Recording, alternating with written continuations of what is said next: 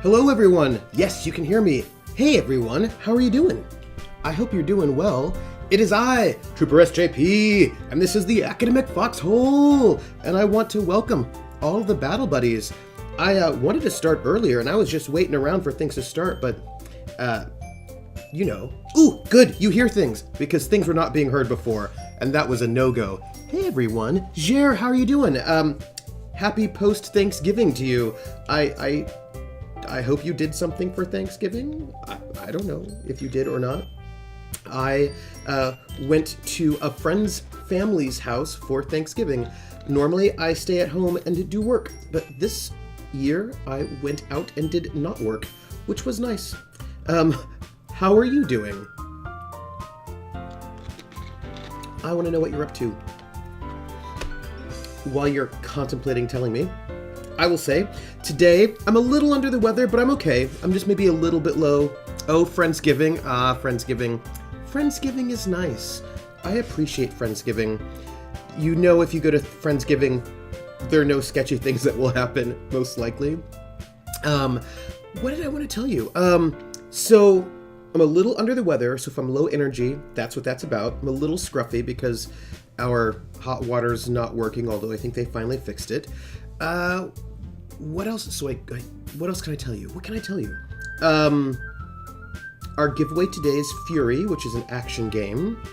We're doing part 2 of Doki Doki Literature Club, which I'm supposed to say Oh, PH! Oh, PH, thank you so much for saying hi to me. That is very much appreciated. Ooh, Krellin Doki Doki. Oh, it's so good to see all the peoples here. I'm so excited. Yay! Well, you know what, since you're all here, we're just gonna start so that we can, you know, just get into it. We're not even gonna waste any more time. We're just loading up the game. I hope everyone's doing well. This is us. You can... Okay, yeah, alright. So we're gonna go into it. So remember, this game, if you have trauma and you are triggered by things, you should probably not be here, because I don't know what the triggers are, but I know that depression, anxiety, which means I assume suicide, maybe violence, who knows? There could be, I mean, I don't know what's all in here, but if you have triggers, then you should not be here. Ooh, Aneo, good to see you. Good to see you here. Ooh, so we played last week, and everything was fine. We are just in this literature club. We are a bit of a sociopath, and we've been making poems with this poetry club, this literature club, full of 4 dating sim archetypes. So this is the tsundere. We also have the girl next door. We have the mopey girl who's deep, and then like the type A girl. So right now we're seeing our tsundere. So we're gonna see how it goes. This is Sayori. She's our best friend who probably has depression, is my sense of this one. She says, I guess we really are better at taking care of each other than we are at taking care of ourselves. Yes, you're right. This is the girl next door, not the tsundere. Thank you, Krellin. Yeah, I guess so, huh? So maybe you should come wake me up in the morning. You're doing it again, Sayori. But I was joking this time. Man, it is impossible to tell with you sometimes. And this is our type A girl, who was late to club, so who knows what's up with her. And her voice, she's a little bit Brooklyn. Okay, everyone. Huh? Monica suddenly calls out. Why do we share the poems we wrote now? Yay! I think this is my second poem? It could be my third. Monica is the most complex and interesting. Interesting.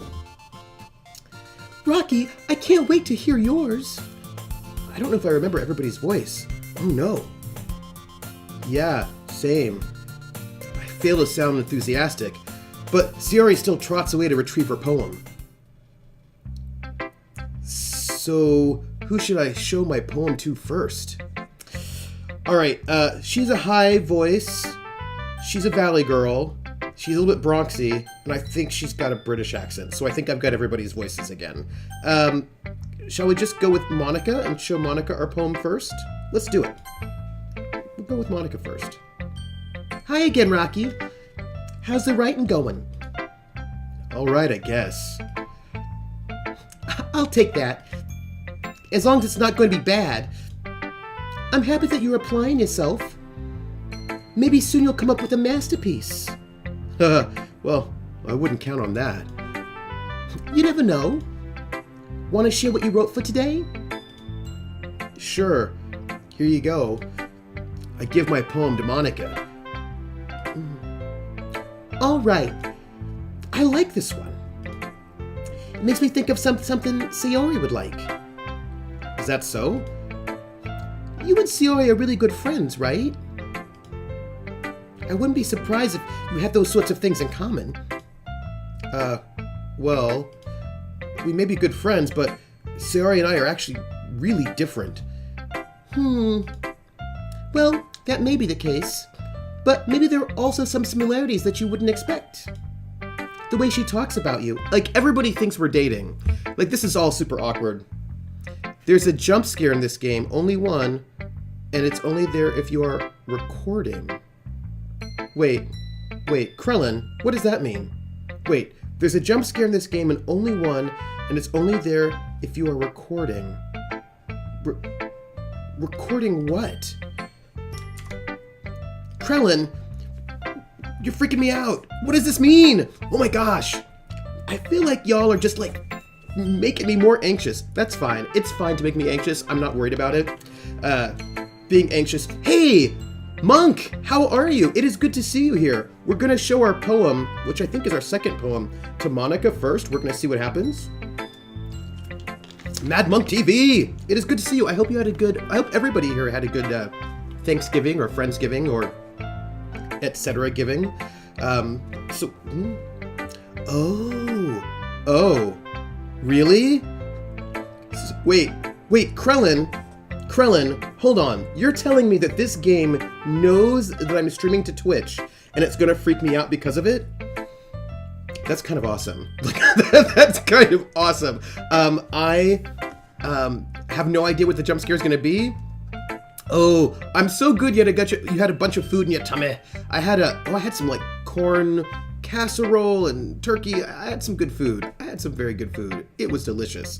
Also, how smart is this game that it knows that I'm streaming? I'm very excited about this. This game. Also, this is poem 3. Okay. First was Yuri, which and led to reading with Yuri. Second was Sayori and led to buttoning up Sayori's blouse. Oh yeah. So this is my third poem and I don't even know who it favors. Oh, this might be a Sayori poem, right? I don't know. Such good programming. I know. I'm really excited what they did with the Ren'Py engine so far. So exciting.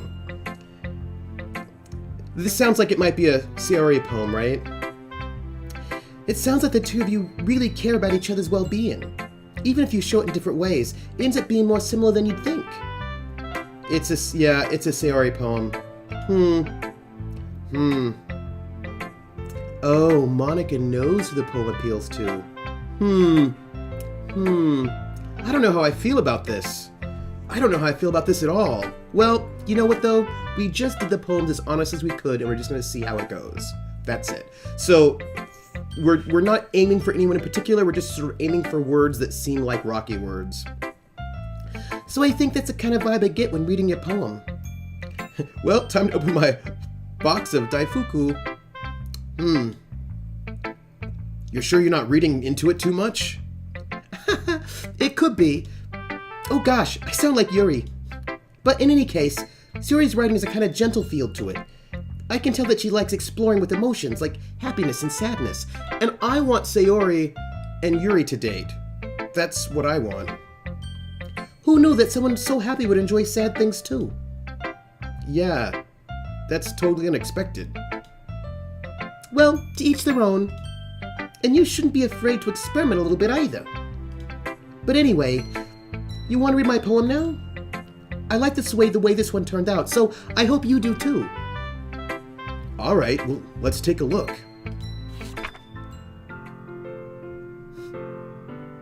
Save me. Yuri should date Natsuki. Oh, okay. The colors, they won't stop. Bright, beautiful colors, flashing, expanding, piercing, red, green, blue, an endless cacophony of meaningless noise. The noise, it won't stop. Violent, grating waveforms, squeaking, screeching, piercing, sine, cosine, tangent, like playing a chalkboard on a turntable, like playing a vinyl on a pizza crust, an endless poem of meaningless. Load me.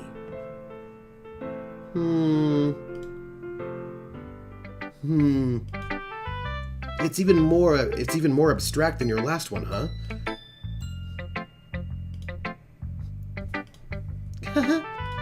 I guess it's just the way I write. I'm sorry if you don't like it. No, I never said that. Right, snaps. It's just kind of a thing I've never really seen before, I guess. So what's the point of this game? So Monk, this is what I can tell you.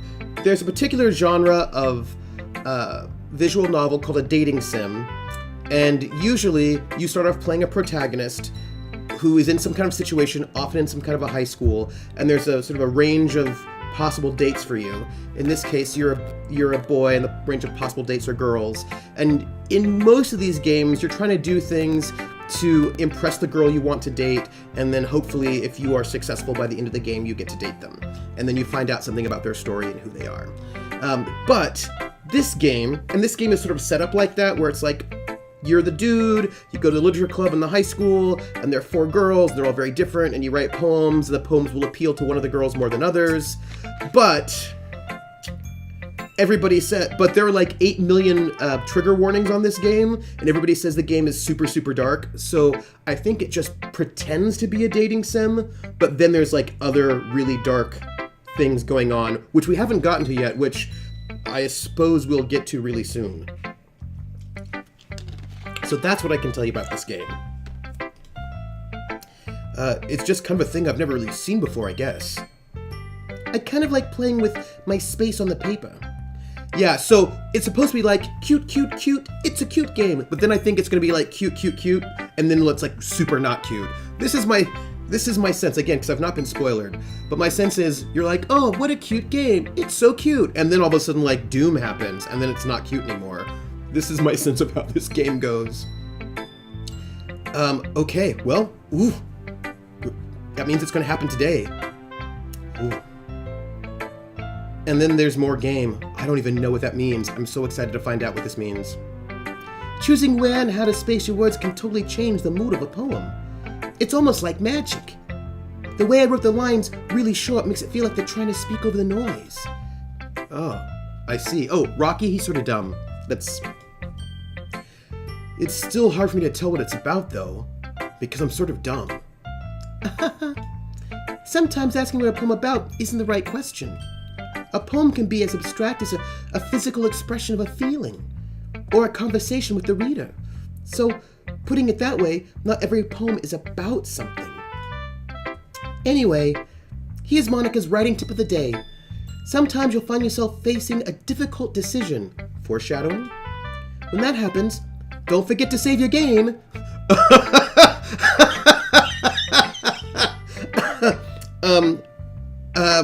Yeah, it feels to me like that wasn't that abstract. It feels to me like it's called Save Me, right?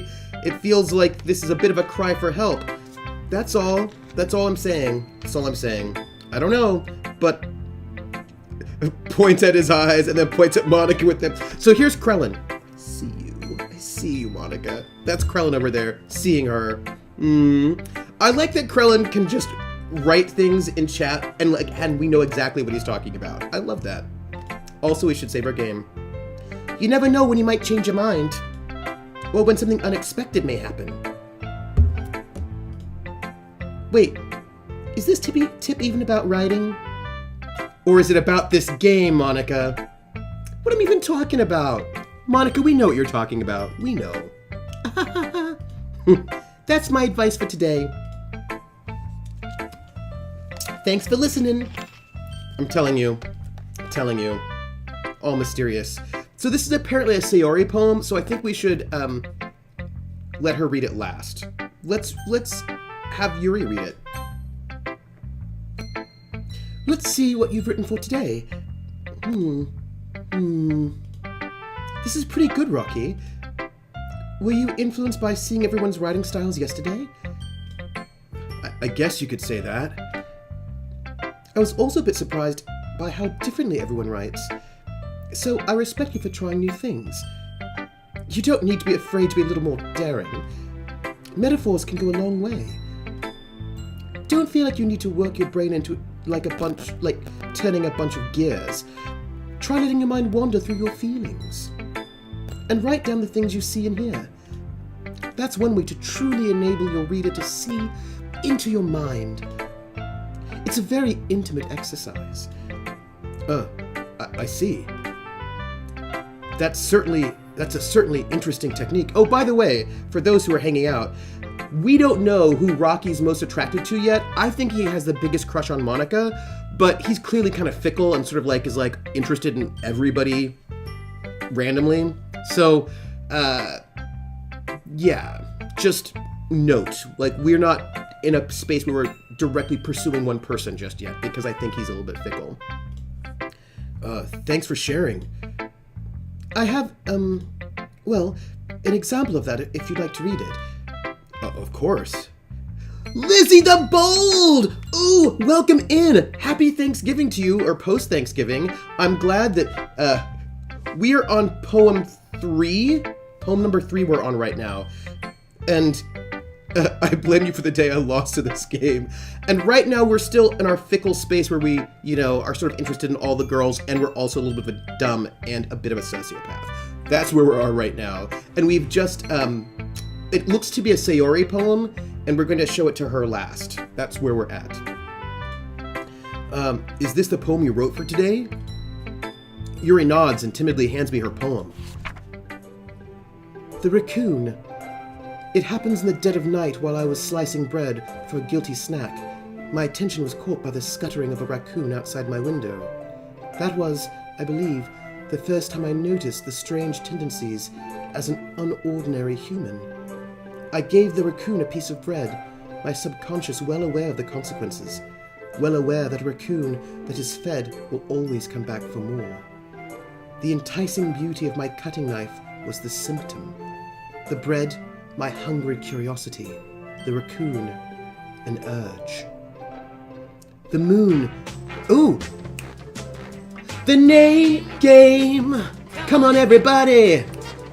I said, let's play a game! I bet you I can make a rhyme out of anybody's name. The first letter of the name, you treat it like it wasn't there.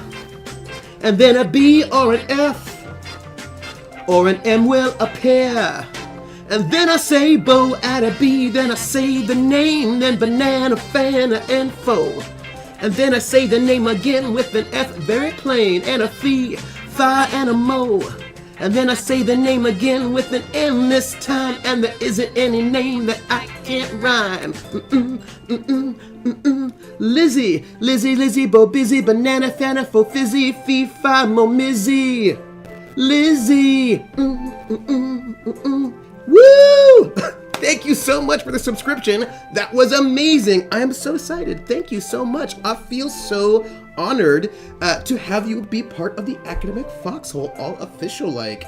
And now you get access to our pipe, which is not a pipe, and also our camo heart and our banjo, all made by Jer. So thank you so much, and welcome in to be an official member of the Foxhole. That is so amazing.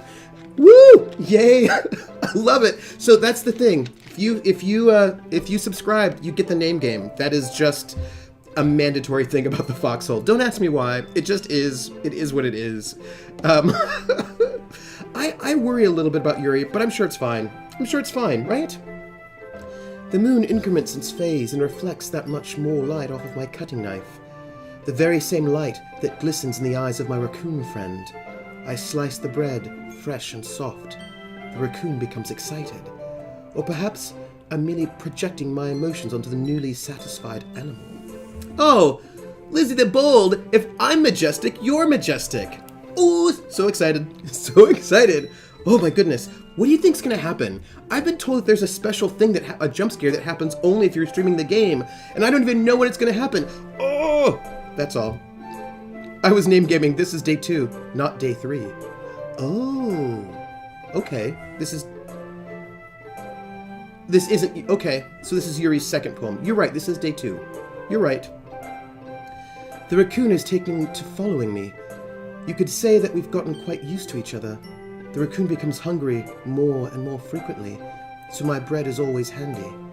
Every time I brandish my cutting knife, the raccoon shows me its excitement. A rush of blood. Classic Pavlovian conditioning.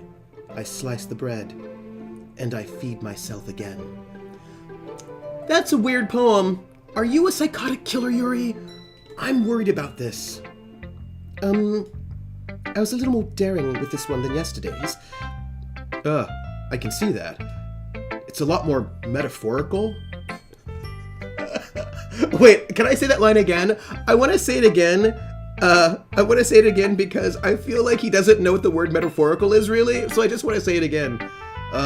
It's a lot more, metaphorical. I don't know if it's my fault, but I can't begin to imagine what this poem is about. I know! Oh, Rocky! That's right. It's a bit close to my preferred writing style. Using the poem as a canvas to express my vivid imagery and conveying emotions through them. Yeah. If I take it at face value, then I can't even figure out what it's supposed to mean. Well, I think it's something that different people can relate to in their own way. I wanted to express the way it feels for me to indulge in my more unusual hobbies. Which is what, murdering raccoons? What are your unusual hobbies, Yuri? What are they? It's those sorts of things I'm usually forced to keep to myself. You're a hot dog, but you better not try to hurt her. Frankfurter. Jer, you warm my heart right now. So, I sometimes enjoy writing about them. What are her unusual hobbies? Why do you keep them to yourself? Well, because they're embarrassing.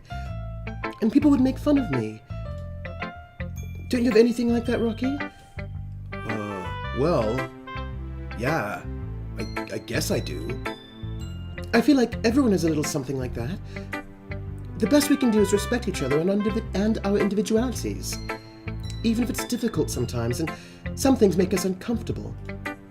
After all, if I hadn't learned to embrace my own weirdness, I would probably hate myself. I just feel like this whole entire game is foreshadowing. I might be ranting a little bit now, but I'm glad that you're a good listener.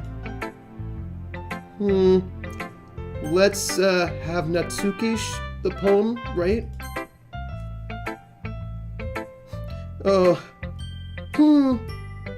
Well, it's not really, like, any worse than your last one, but, like, I can't really say it's any better either. Whew.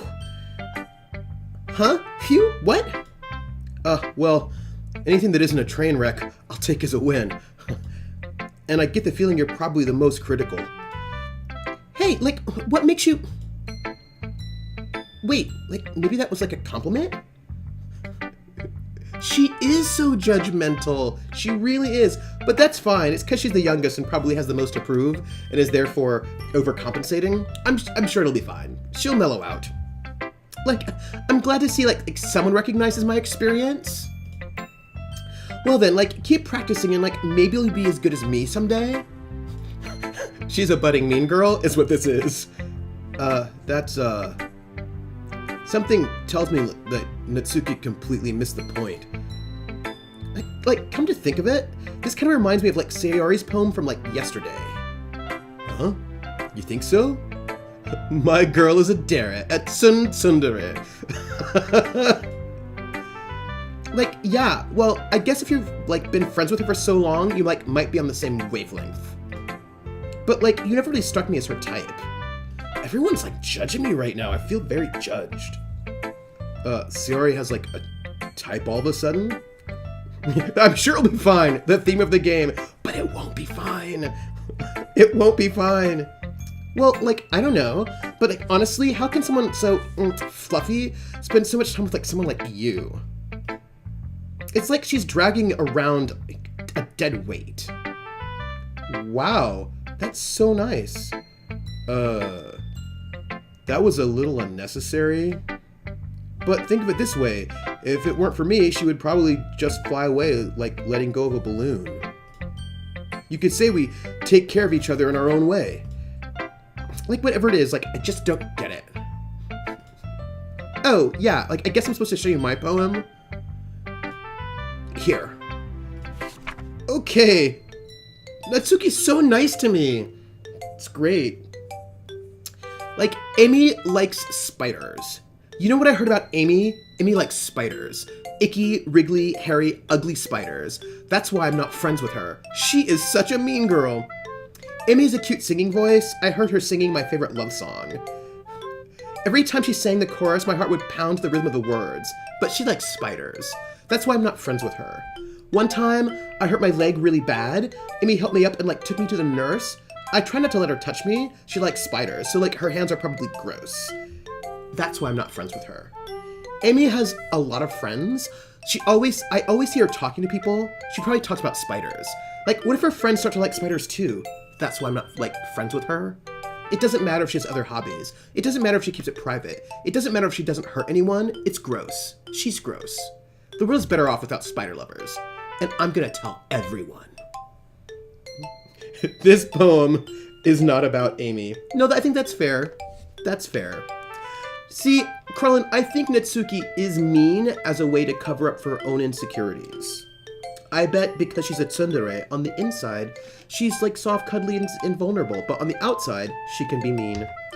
Like that's the, it's the thing. Spiders are the worst though! But here's the question, which are worse, spiders or cockroaches? Giant cockroaches that fly. I think the giant cockroaches might be worse. I have to think about it. Spiders the worst? Alright, listen to bold, if spiders are the worst, how can you play any fantasy game? Because every single fantasy game always has spiders in them. Like giant spiders. I don't know why, but they're into it. Oh, you have a spider phobia. So again, how do you deal with all the fantasy games? With it, see, I can imagine that it would be a struggle. I had a friend who just couldn't play any game that had giant spiders in it, which meant that there were a lot of games he could not play because giant spiders all the time with the giant spiders. It's like not bad, right? It's quite a bit longer than yesterday's. Levi, it is good to see you. Hello, hello. I'm not a fan of spiders. I certainly would not play with them. That's all that I'm saying. I have seriously played some boss fights through near closed eyes. Lizzie, that means that you are super boss. If you can beat if you can beat the boss battle with your eyes almost closed, that makes you hardcore. That makes you like a blind master with the controller. Yesterday's was like way too short. I was just warming up. I hope you didn't like think like that was the best I could do. No, of course not. Anyway, like the message is pretty straightforward in this poem. I doubt I have to explain it. A friend of mine posted a picture of playing with one of those huge... Why? Oh, sorry. Levi? Why? Why would your friend post a photo of that? And two, why would your friend do that? There's no need to play with spiders. There's just no need for it. She likes spiders. I see. I see. Is your friend's name Amy? Is this poem about her? This is... I see what Lizzie is crying. And look, I'm gonna tell you, I think spiders are fine over there where I am not. Right? If I am here, the spiders can be over there. It was a video of it. Oh, no.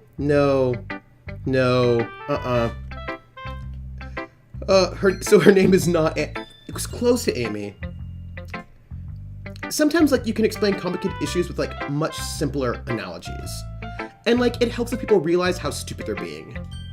Like, anyone would agree with it that the subject of the poem is an ignorant jerk. Do you know people like that? Sorry, do you know people like that? Of course, it's like how everybody thinks about my manga. That doesn't matter. Like, it can be about anything. This has been a big problem for me and R.E. Oh, ooh. Although I really loved Claudia's spider, Mandibles, with the French accent, that was pretty amazing. When I played Resident Evil Zero, the Resident Evil Zero fight in a room with like 5 spiders, I kept trying to shoot them from the screen. I don't know if you saw that. Oh, hey, Ice Bunny, how are you? Welcome in. We're doing our 3rd poem, I think, or 2nd. I wrote it to be like easy to relate to. It's good to see you, Ice Bunny. Everyone has like some kind of weird hobby or like a guilty pleasure. Something like that you're afraid if people found out they'd made fun of you or like think less of you. 2nd, see Krellin knows, this is our 2nd poem. But that just like makes people stupid. Like, who cares what someone likes as long as they're like not hurting anyone and it makes them happy. Like, I think people really need to learn to respect others for liking weird things. That's funny. Oh, Rocky. Rocky's so dumb. Rocky is so dumb. I just want you to know the main character of this game, Rocky, is so dumb. I know. I thought she wasn't going to go and explain the poem either, but I think she might need to because Rocky is dumb. Yuri wrote about something similar today. Huh? Like, did you say Yuri? Thanks, just woke up. Happy spiders. Yeah? She said her poem was about an unusual hobby of hers. I didn't really get it, but she said something similar to you. That people shouldn't make each other feel insecure about those things. Really? Well, I mean, like, Yuri's pretty weird, so I wouldn't doubt that she has some, like, weird hobbies. Like, not that there's anything wrong with that. It's not like I would judge her or anything. Natsuki has trouble finding words. Like me. Like, I guess I should try not to be so mean to her. See, she admits that she was mean. But, like, maybe they're gonna go, they can now find, like, love with each other. Like, if she feels, like, insecure about her weird behaviors and stuff, I mean, like, I always hate people who make me feel insecure. And Yuri made me feel insecure yesterday. But, like, the way you put it, it sounds like she's learned her lesson. Well, I would say so. Even if her writing style is really different, I'm sure she'll appreciate the message in her poem. Like, it's what I do best, after all. Like, I don't like writing unless there's, like, a good message to take away from it. Like, conveying emotions is important. But, like, I want to make people think, like, not just feel. Remember that. I'm gonna, like, write a good one for tomorrow, too, so look forward to it. Okay, we're gonna give our poem to Sayori. So we've done one... So we've only done 2 poems, right? We've done a Yuri poem, and this is our Sayori poem. Krellin knows. Like, oh my goodness. This is so good, Rocky. Huh? I love it. Especially after yesterday's poem. You're too honest sometimes, Sayori. No, but really. I want to put this on my wall. Can I? Sayori, you must be seriously overreacting. I'm not a good writer at all. I honestly have no idea what I'm doing. Well, maybe that's why. Because I have no idea what I like either. Jeez. I'm sure Yuri's opinion has to be a little more constructive than this. Maybe even Natsuki's. Ooh, go get coffee. I hope it's delicious coffee, and come back, and maybe when you come back, we'll be in the Doom. I don't know. The Doom? Because I know that the Doom is coming. The game is too cute. Too cute. Are you sure you just don't like it just because I wrote it? Huh? Well, I'm sure that's part of it. I think I understand you better than a lot of other people, you know. So when I read your poem, it's not just a poem. It's a Rocky poem. Oh, it'll probably be a couple hours. Oh, you didn't find out bites tongue. Oh, don't. Oh, no, I've not found out anything. I'm only going slow because I'm here with you. We're in it together. You know, reading it out loud makes it go a little slower than reading it in your mind. Oh, somebody's watching me, and I have no privacy. Oh, I always feel that somebody's watching me. Tell me, is it just a dream? The Red Panda, thank you for following. Welcome into the Academic Foxhole. This is us. We're the Battle Buddies. This is the Academic Foxhole. We hang out, overthink things. And right now, we are playing Doki Literature Club. Adrian! That's Levi doing his best Rocky impression. And we have all the Rockies here. You can't win! Yo, Adrian! Don't even ask. I don't even know. We are in our second day. Right now we're talking to the girl next door who has a crazy crush on us but hasn't told us, and we are kind of dumb and don't realize it. But I think we're sort of becoming to realize it. It's kind of, sort of, yeah, right? This is what's going on here. And that makes it feel extra special. Like I can feel your feelings in it. Sayori hugs the sheet against her chest. You're so weird, Sayori. Well, I'm not very good at figuring out if poems are good or bad, but that's why I just go by my heart. It makes me feel things. If it makes me feel things, then it must be a good poem. I'm not sure that's exactly how it works.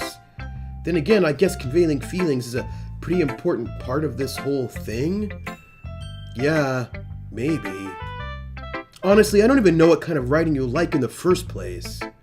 Yeah! Me neither. Why don't you at least try giving it some thought? Rocky is such a jerk. We are playing such a jerk right now. That's all. You want to write something for me? That's so sweet. Yeah, right. But you're always thinking about other people. Like, you need to think about yourself once in a while. If you don't, you might end up getting hurt at some point. Huh?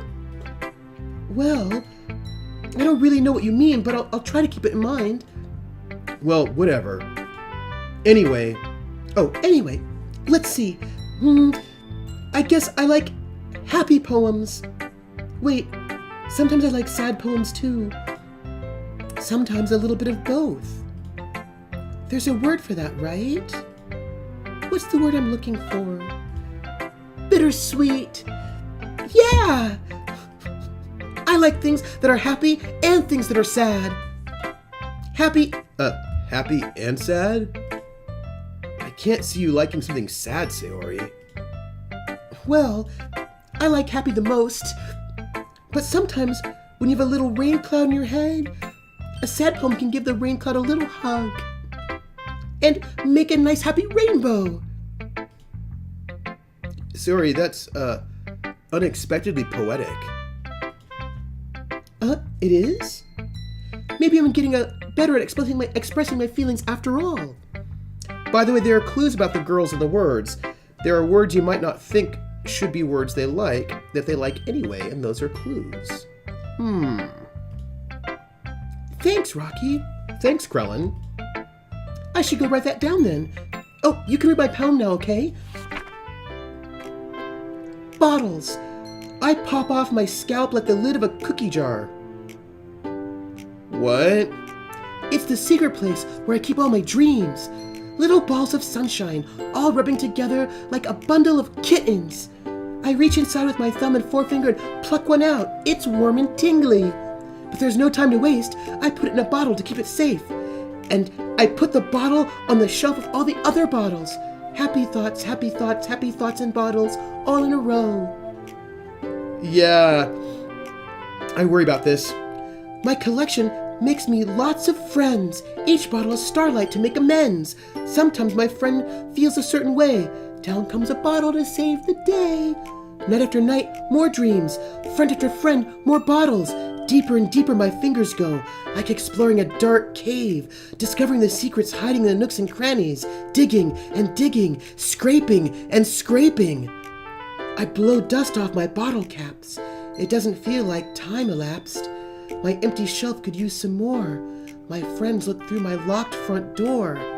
Finally, all done. I open up and in come my friends. They come in.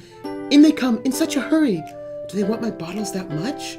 I frantically pull them from the shelf, one after the other, hold them out to each and every friend, each and every bottle. But every time I let one go, it shatters against the tile between my feet. Happy thoughts, and shards all over the floor. They were supposed to be for my friends who aren't smiling. They're all shouting, pleading something, but all I hear is echo, echo, echo, echo inside my head.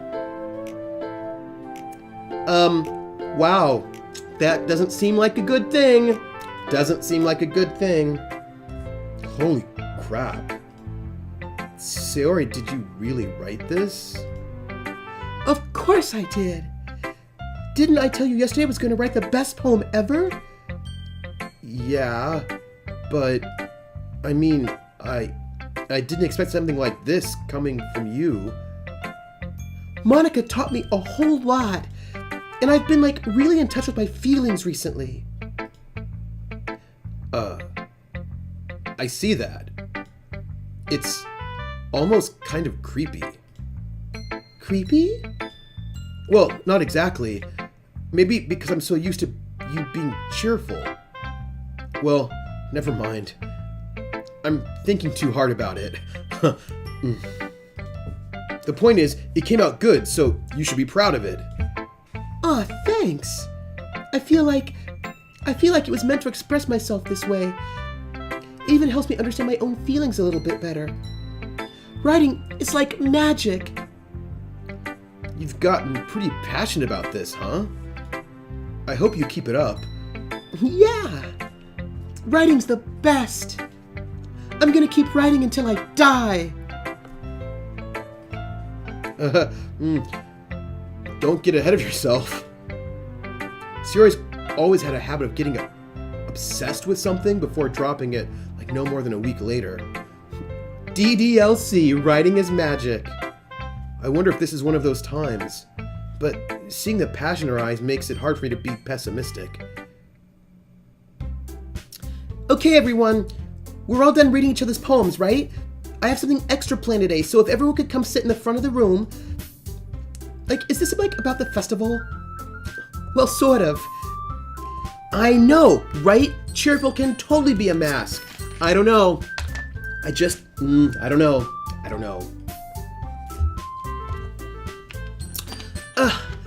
Do we really have to do something for, the festival? It's not like we can put together anything good in just a few days. We'll, just end up embarrassing ourselves instead of getting any, new members. Yeah, I worry about all of this. That's a concern of mine as well. I don't really do well with last-minute preparations. Don't worry so much. We're going to keep it simple, okay? We won't need much more than a few decorations. Sayori's been working on posters, and I've designed some pamphlets we can give out during the event. Okay, that's great and all, but that doesn't tell us what we're actually going to be doing for the event. I'm sorry, I forgot. I thought you heard about it yesterday. We're going to be performing. Performing? Monica? Yeah, we're going to be having a poetry performance. Each of us is going to choose a poem to recite during the event. But the cool part is, we're also going to let anyone else come up and recite poems too. Sayori's putting it on all the posters in case anybody wants to prepare ahead of time. Sayori, who's been coloring a poster, holds it up for us to see. Are you kidding me, Monica? You didn't already start putting those posters up, did you? Well, I did. Do you really think it's that bad an idea? Well, no. It's, not a bad idea. But, I didn't sign up for this, you know? There's, no way I'm gonna be performing in front of a group of people like that. I agree with Mitsuki. I could never in my life do something like that. Imagining it, Yuri shakes her head in fear. Guys. No, Sayori. I understand where they're coming from. Remember that Natsuki and Yuri have never shared their poems with anyone until just a couple of days ago. It's a lot to ask them to recite their poem out loud to a whole room full of people. I guess I kind of overlooked that. So, I'm sorry. But I still think we should give it our best. We're the only ones responsible for the fate of this club. If we start the event and each put on a good performance, then it will inspire others to do the same. And the more people who perform, the better we'll be able to show everyone what literature is all about. Yeah. It's about expressing your feelings, being intimate with yourself, finding new horizons, and having fun. That's right. And it's those reasons that we're all in this club today. Don't you want to share that with others? To inspire them to find the same feelings that brought you here in the first place? I know you do. I know we all do. And if all it takes is standing in front of the room for 2 minutes and reciting a poem, then I know you can do it. Natsuki and Yuri remain silent. Sayori looks worried. I guess that leaves me no choice. I agree. I don't think it's too much to ask. I think that Sayori and Monica have been trying really hard to get new members. The least we can do is help them out a little bit. Well, maybe, but... Looks like Natsuki doesn't have any arguments left. Okay, fine. I guess I'll just have to get it over with. All right. Whew. Thanks, Natsuki. What about you, Yuri? Yuri dejectedly glances around at everyone else's expectant faces. I guess I don't really have a choice. That's everyone. You're the best, Yuri. This club is seriously going to be the death of me. Is that Morpho? Does everyone die in this game? Oh, are we in a cult? Oh gosh, you'll be fine, Yuri. But anyway, let's move on to the main event. I want each of you to choose a poem of yours. We're going to practice reciting them in front of each other. No way! Monica, this is too sudden. Well, if you can't recite your poem in front of the club, how do you expect to do it in front of strangers? Oh no. Don't worry. I'll start off to help everyone feel a little more comfortable. Can I go next? Of course. Now let's see. Monica flips through her notebook to the specific poem she has in mind for herself, then stands behind the podium. The title of this poem is The Way They Fly. Monica begins reciting her poem. Her clear, confident voice fills the room. More than that, her inflection is pristine. She knows exactly how to apply emotion behind each line she recites, bringing the words to life. Is this something she's done before, or is she simply a natural? I glance around me. Everyone has their eyes on Monica. Sayori looks amazed. Yuri has an intense expression on her face that I don't understand. Finally, Monica finishes the recitation. The four of us applaud. Monica takes a breath and smiles. I know, right? That was so good, Monica. Thank you very much. I was just hoping to set a good example. Are you ready to go next, Sayori? I'll go next. Whoa! Yuri's fired up all of a sudden. I know, right? Yuri clutches a sheet of paper between her hands and stands up. Keeping her head down, she walks quickly over to the podium. This poem is called... Yuri anxiously glances at each of us. You can do it, Yuri. It's called Afterimage of a Crimson Eye. Yuri's voice shakes as she starts reading the poem. Just a moment ago, she practically refused to do this. Why is she suddenly putting in so much effort? Because they all have crushes on Monica, maybe? This is my thought. As Yuri gets past the first couple of lines, her voice changes. It's almost like what happens when Yuri gets absorbed into her books. Her quivering words transform into the sharp syllables of a fierce and confident woman. The poem is full of twists and turns in its structure that she enunciates with perfect timing. This must be a rare glimpse into the whirling fire Yuri keeps concealed in her head. Suddenly, she's finished. Everyone is stunned. Yuri snaps back into reality and glances around her as if she bewildered even herself. It's up to me to save this situation. I'm the first to start applauding. everyone joins me afterward, and we give Yuri the recognition she deserves. It's not that we didn't want to applaud for her, but we were caught so off guard that we must have forgotten. As we applaud, Yuri holds a poem to her chest and rushes back into her seat. Yuri, that was really good. Thank you for sharing. Looks like Yuri is down for the count. Okay, I guess I'm next then. Sayori hops out of her chair and cheerfully walks up to the podium. This one's called My Meadow. Sorry, I giggled. Sayori, it's a lot harder than I thought. How did you guys do it so easily? Try not to think of it like you're reciting to other people. Imagine you're reciting it to yourself, like in front of a mirror or in your own head. It's your poem, so it'll come out the best that way. I see. Okay then. Sayori begins her poem. Somehow it feels like her soft voice was made as a perfect match. The poem isn't aimlessly cheery like Sayori is. It's serene and bittersweet. If I were to read this on paper, I probably wouldn't think much of it. But hearing it come from Sayori's voice almost gives it a whole new meaning. Maybe this is what Sayori meant when she said she likes my poems. It's like I get to reach more deeply into someone I thought I knew through and through. Sayori finishes and we applaud. I did it! Good job, Sayori. Even Rocky liked it. I guess that's a good sign. What does that even mean? It came out nicely, Sayori. The atmosphere of the poem fits you really nicely. But it might be that other poems wouldn't work quite as well with that kind of delivery. I don't really understand.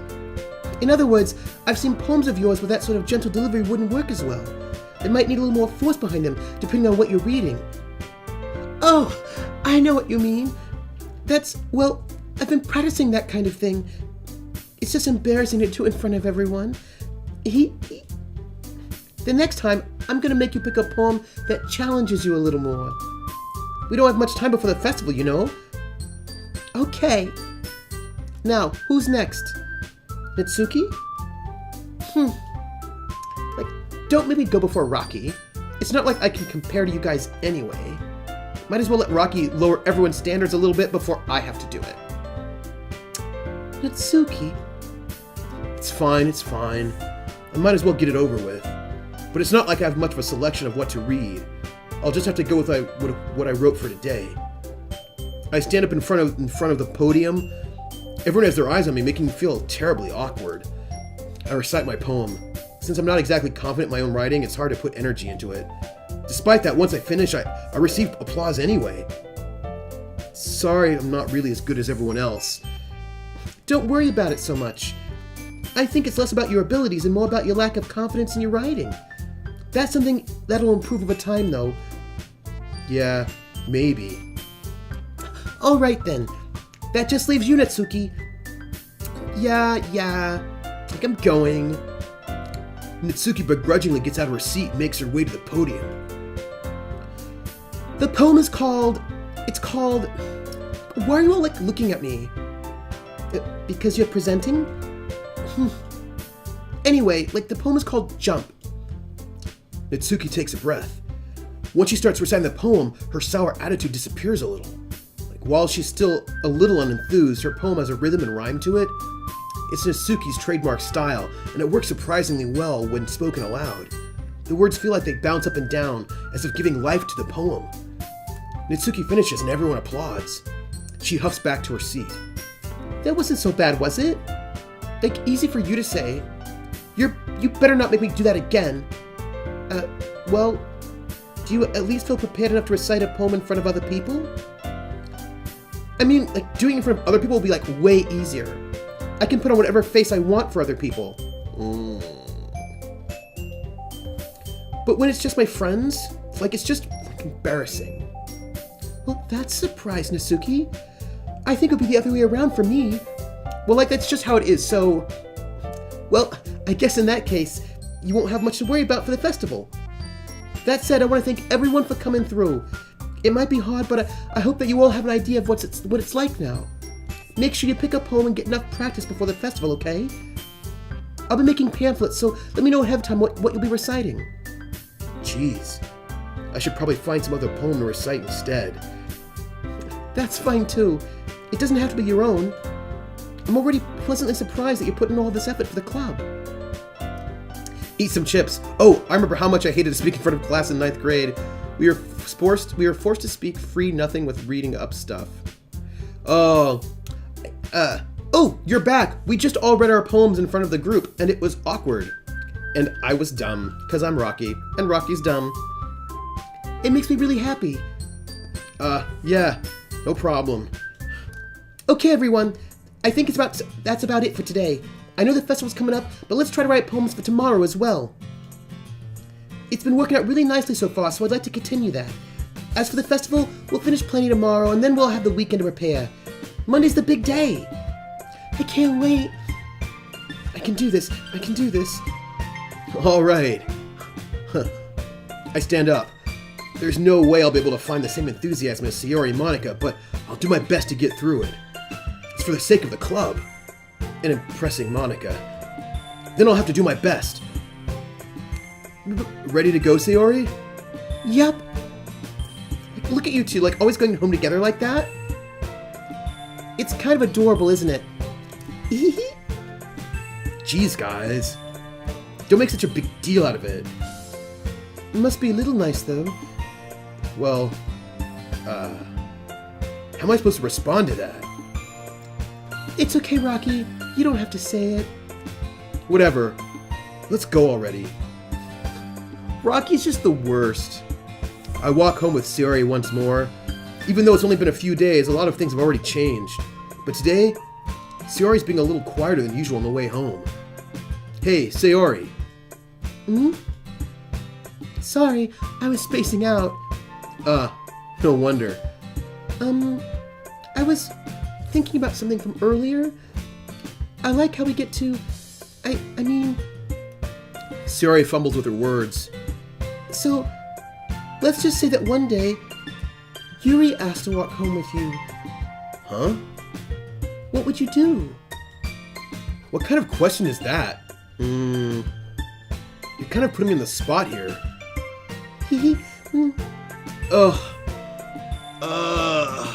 People!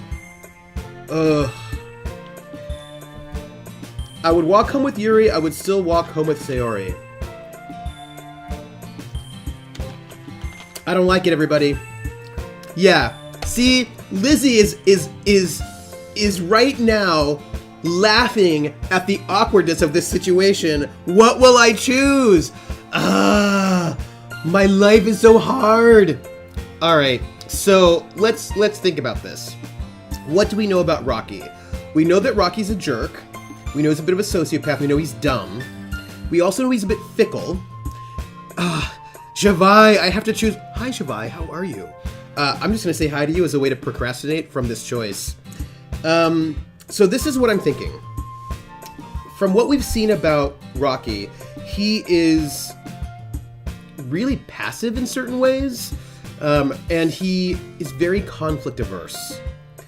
He's a bit of a jerk, but he's really conflict averse, so I think this is not fair.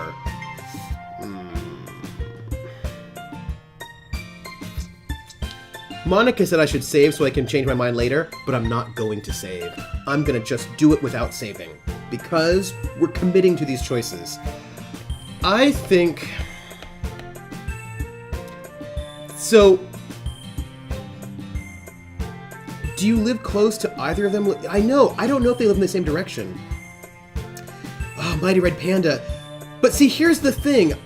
I feel like that he would still walk home with Sayori, because I think the jerkiest thing that he could do, really, I'm feeling like the jerkiest thing would be for him to say that he'd walk home with Sayori, but then basically dump Sayori later when Monica becomes interested in him, because I feel like that's what he would do. I feel like... Do you think he would? Right, they're next door neighbors. I think that he would say that he would walk home with Sayori because he's just that way, but I feel like that would be... I think that saying that is the jerkier thing, because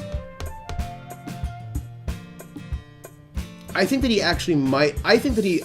See, I think that Oh, I think that Rocky would say that he would walk home with Sayori, but then if Yuri pressured him, he would walk home with Yuri.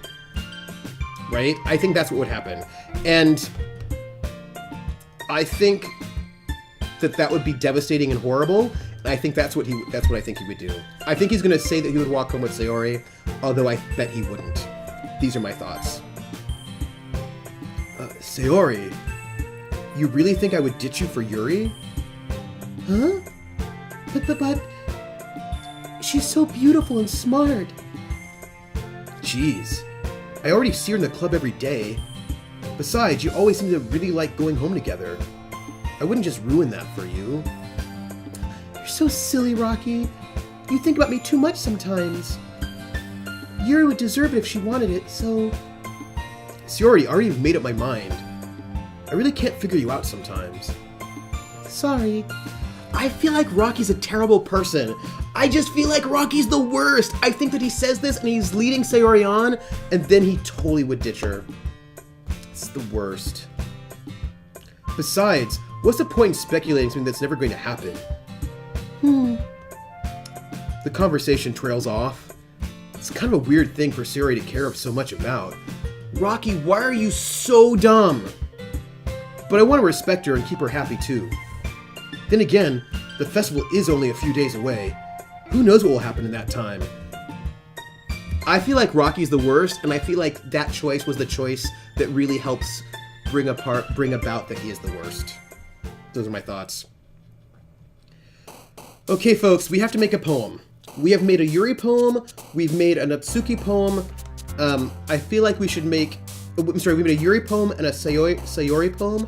I think we should make a Natsuki poem. And she likes...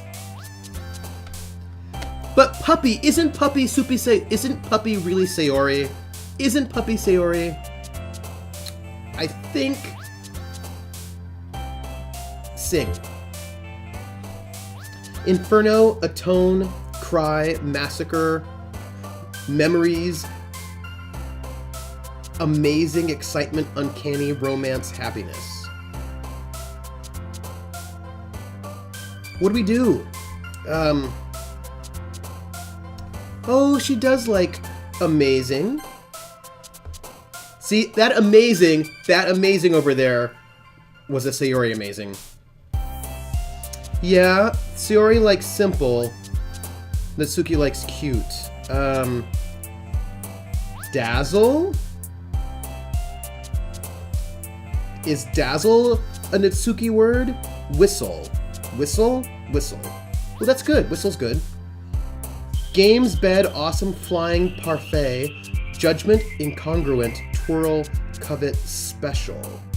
Twirl?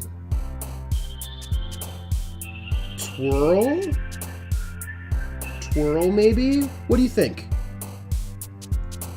We want something... Games or Parfait? Let's go with games. Games. Nice. Nice! Okay. Prayer, Fun, Calm, Heartbeat, Portrait, Fireworks, Shame, Anime, Hurt, Unrequited. Let's do anime! Anime! Nice. Nice. Yes! Loud, Imagination, Determination, Infallible, Kitty, Tenacious, Sparkle, Cute, Clouds, Destiny. Should we just do cute? Cute, maybe? Kitty! Alright, Kitty. Nice.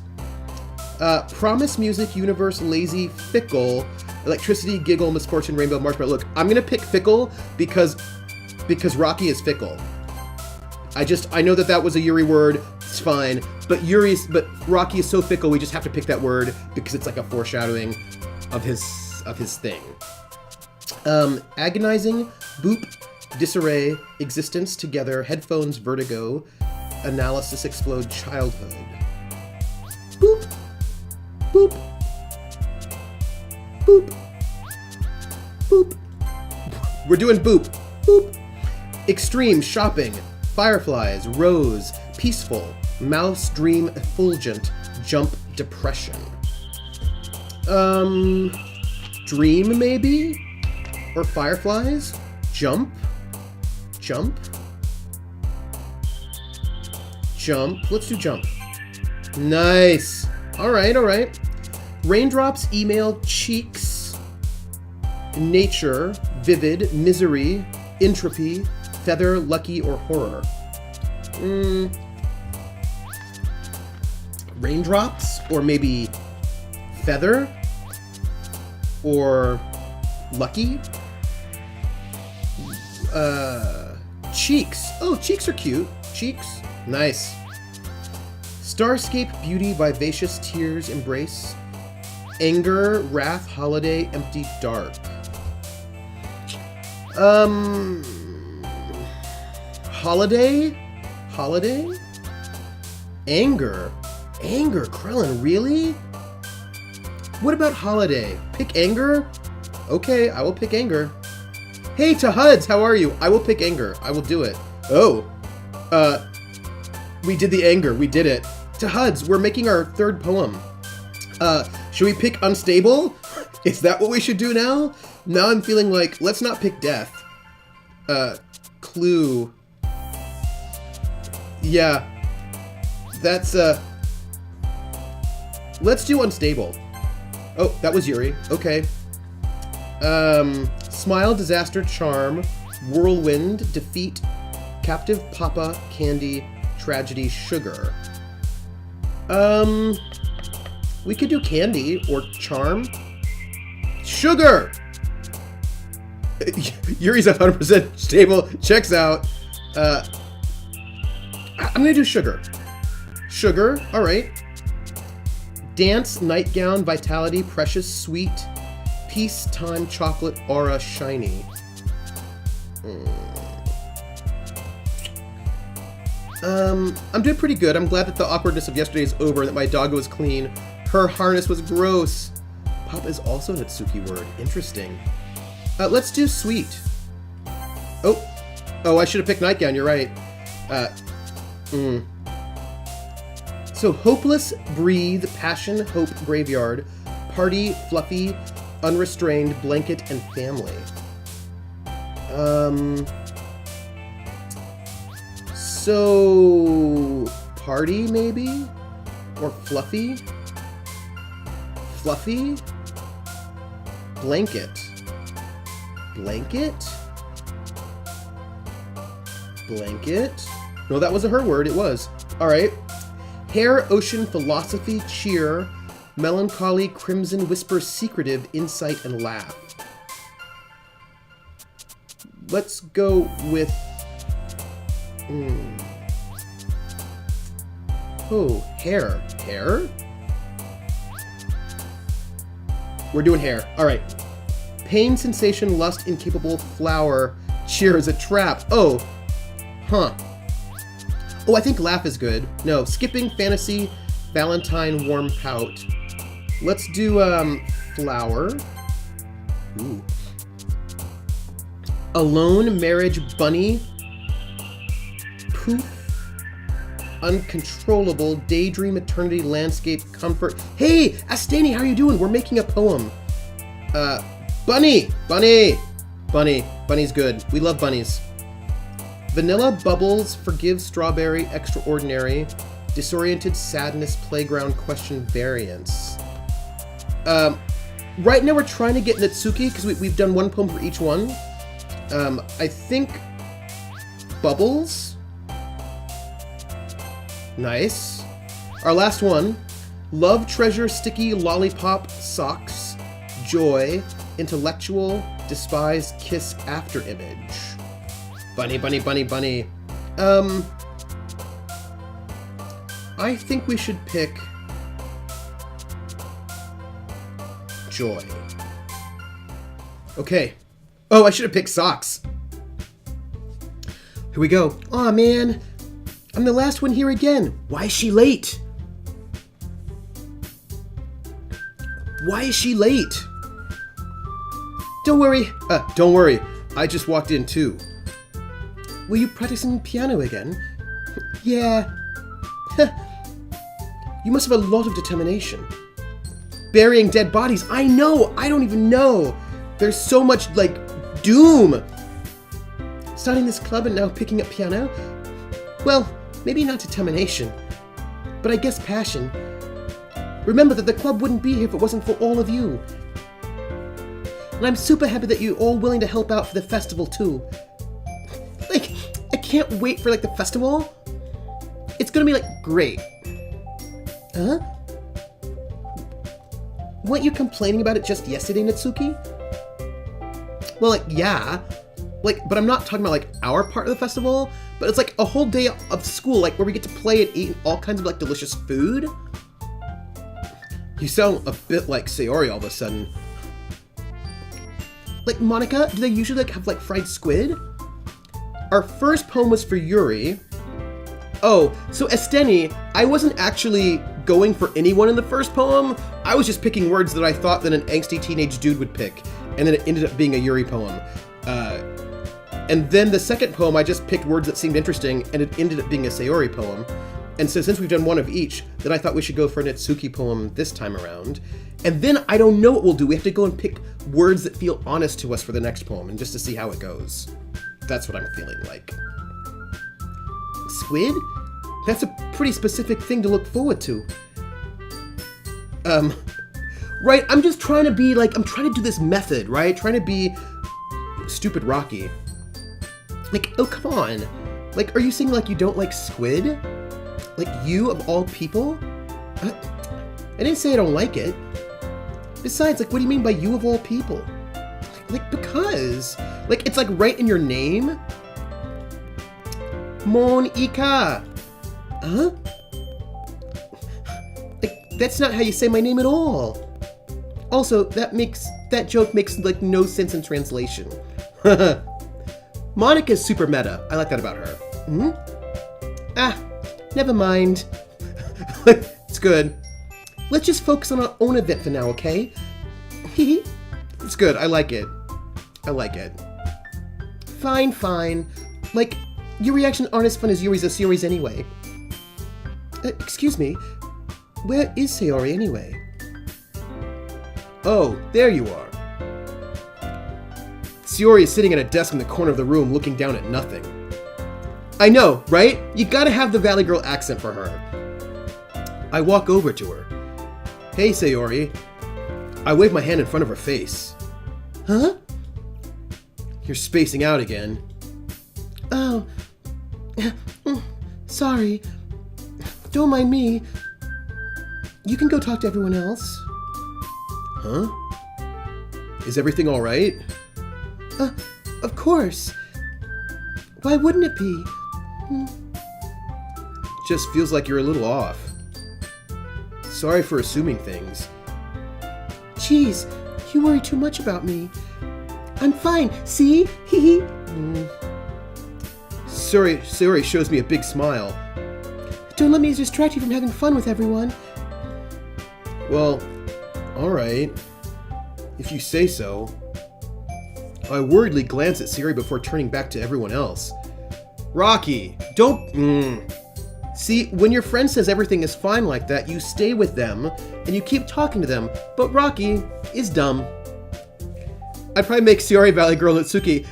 Yeah, no, that's... See, what happened to Senni is that I didn't know them before I decided to make their voices. I didn't know them at all, so I just put voices on them without knowing them. But now that I know them, I would probably give them slightly different voices.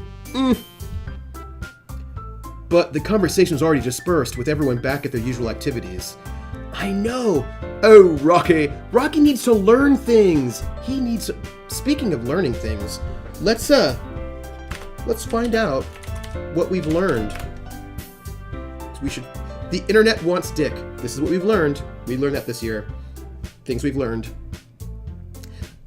You like the Valley Girl Tsundere. These are things we've learned! This is... Lizzie, all these things are true facts that we have learned over the course of our time together. It's all true. Oh, yeah. Ah, well, that's fair. I'm dead. No. Maybe I should ask Monica if she's noticed anything about Sayori recently. Today I learned that webbed bird feet are weird and gross and dumb. That was from Granny Weasley. Things we've learned. Since they've been preparing for the festival, they must be spending a lot of time together. I timidly approach Monica, who is shuffling through some papers at her desk. Rocky, what's up? Hey, this may sound a little strange, but, have you noticed anything up with Sayori recently? Anything up with her? In what way do you mean? Maybe I'm reading into it a little bit too much, but she seems a bit downcast today. Oh, you think so? I can't say I've noticed anything about her. Monica peers across the room at Sayori, who's idly dragging a rubber eraser up and down her desk. My wife thinks these games are awkward. I'm trying to explain why people like to play visual novels and dating games. Help? I like playing them because, 1, they are windows into other people's experiences, i.e. Dream Daddy was fun, but also a good look at one way to be a single father. 2, socialization is as tiring as fuck, much easier to pretend. And now I'm Googling penguin feet. I think it depends on the dating sim. There are a lot of dating sims that I don't like because I think they're cliche and boring.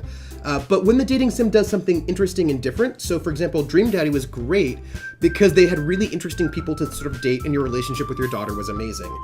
There's another dating sim called Ristorante Amore by Cyanide Tea, which seems like it's going to be your cliche dating sim, and then it turns out there's this big twist that happens right in the beginning where all the characters in the game are actually actors playing characters in a game, and like once the main character leaves, the people in the game sort of like you can see what they're really like behind the scenes, and that was really fun.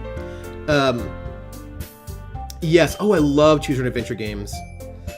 Yes. Oh, it's called Ristorante Amore. It's free. If you go to look for the team Cyanide Tea. They're the team that makes it, and they did this Ristorante Amore. It's really good. I mean, it's so good. You start off as this sort of, you have to play it. It's not very long. It was one of their first games, this team. It's free. You can download it from the internet, from their website, I think from itch.io. And it's cool. That one I thought was really fun. I recommend that one. That was a really good dating sim. Oh, maybe I should play it for you all at some point in time. It was really good. I've been playing Amnesia Memories on my channel. It's so pretty and problematic and pretty. Oh, good. Good. Yes, you should definitely play that one. It was really good. And, oh, they did The Elevator, which isn't a dating sim, but it's a really great visual novel that I also recommend. Oh, The Elevator's really good. Ristorante Amore is really good. They also did Witch Night, which was interesting. They've done some really good things, and then some things that were like middle of the road. But they're part of the Renpi scene, and I quite like their work. Yeah, so I like a good first visual novels. Not all of them are dating sims. Some of them are just really. There's one I'm reading right now that's multiple parts, and it's called Ex Astris, and it's a sci-fi one that's also really good too. Oh, good. Oh, Astani, you should tell me when you're running it so that I can play, so I can see. Oh, I have to play Hatoful Boyfriend. That is one I also have to play. And then I also, like, Sword Boyfriend is one that I should probably play as well. I need to play Hatoful Boyfriend. It's on my list. Maybe there's something on her mind. But I'm surprised I'm not the one asking you, Rocky. You certainly know her a lot better than I do. Yeah, but she's never really like this. She's always talked to me about things that bothered her. But this time when I asked her, she was really dismissive. Sorry, I know it's not your problem. I just wanted to ask you if you knew anything, so I'll drop it now. No, it's important to me too. I mean, I'm also friends with her, and I also care about the well-being of my club members, you know? Getting through Diamond World was rough. So this, Amnesia Memories. I should play Amnesia Memories. This is a game that I should play. Okay, I'm gonna put that on my list. Oh, I need to play the Amnesia Memories. Okay. Panzer Madels sounds appropriate for Battle Buddies. Oh, Panzer Madels. I've heard about that one. I remember the people making it were on the Limasoft forums, which is like the Renpi forums, asking for advice a couple of years ago. So I should probably look into that one as well. But yes, Krellin, I should finish this game first. Maybe I'll try talking to her myself. Are you sure about that? She seemed like she wanted to be left alone. Are you sure? Maybe she just had a hard time bringing it up with the person of with a person of interest. Person of interest? What do you mean by that? Rocky is so dumb. I have not yet played Panzermädels, but I remember it being in discussion on my forums, but I haven't played it yet. I'm saying that maybe the thing on her mind is you, Rocky. Me? How on earth would you come to that conclusion? Didn't I make you date No, you didn't. I haven't played it yet, but I clearly need to.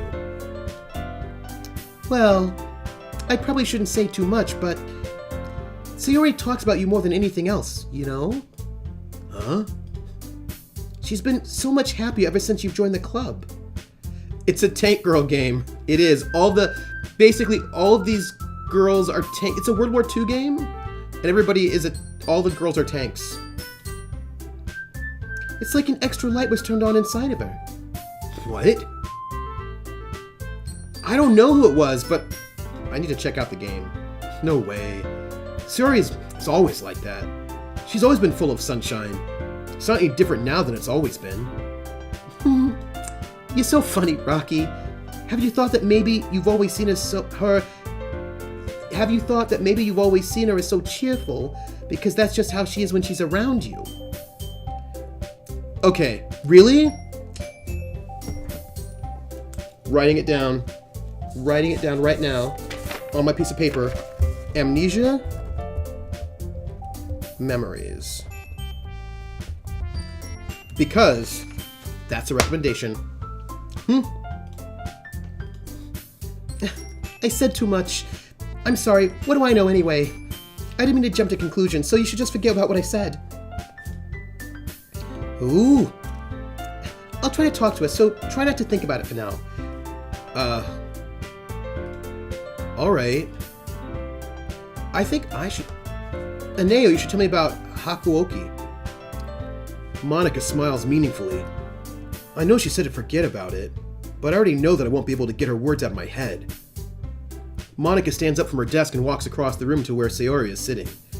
I watch her kneel down next to Sayori and gently talk to her, but she's keeping her voice so quiet that I can't hear her from here. I sigh and sit myself down. I know Sayori told me not to worry about her and to have fun with everyone else, but that's impossible to do when she's behaving like this. You date the Shinsengumi who all hold a powerful secret. Ooh. Exactly how much do I care about her that I'm letting this weigh me down so much? Now it feels like I'm the one behaving out of the ordinary.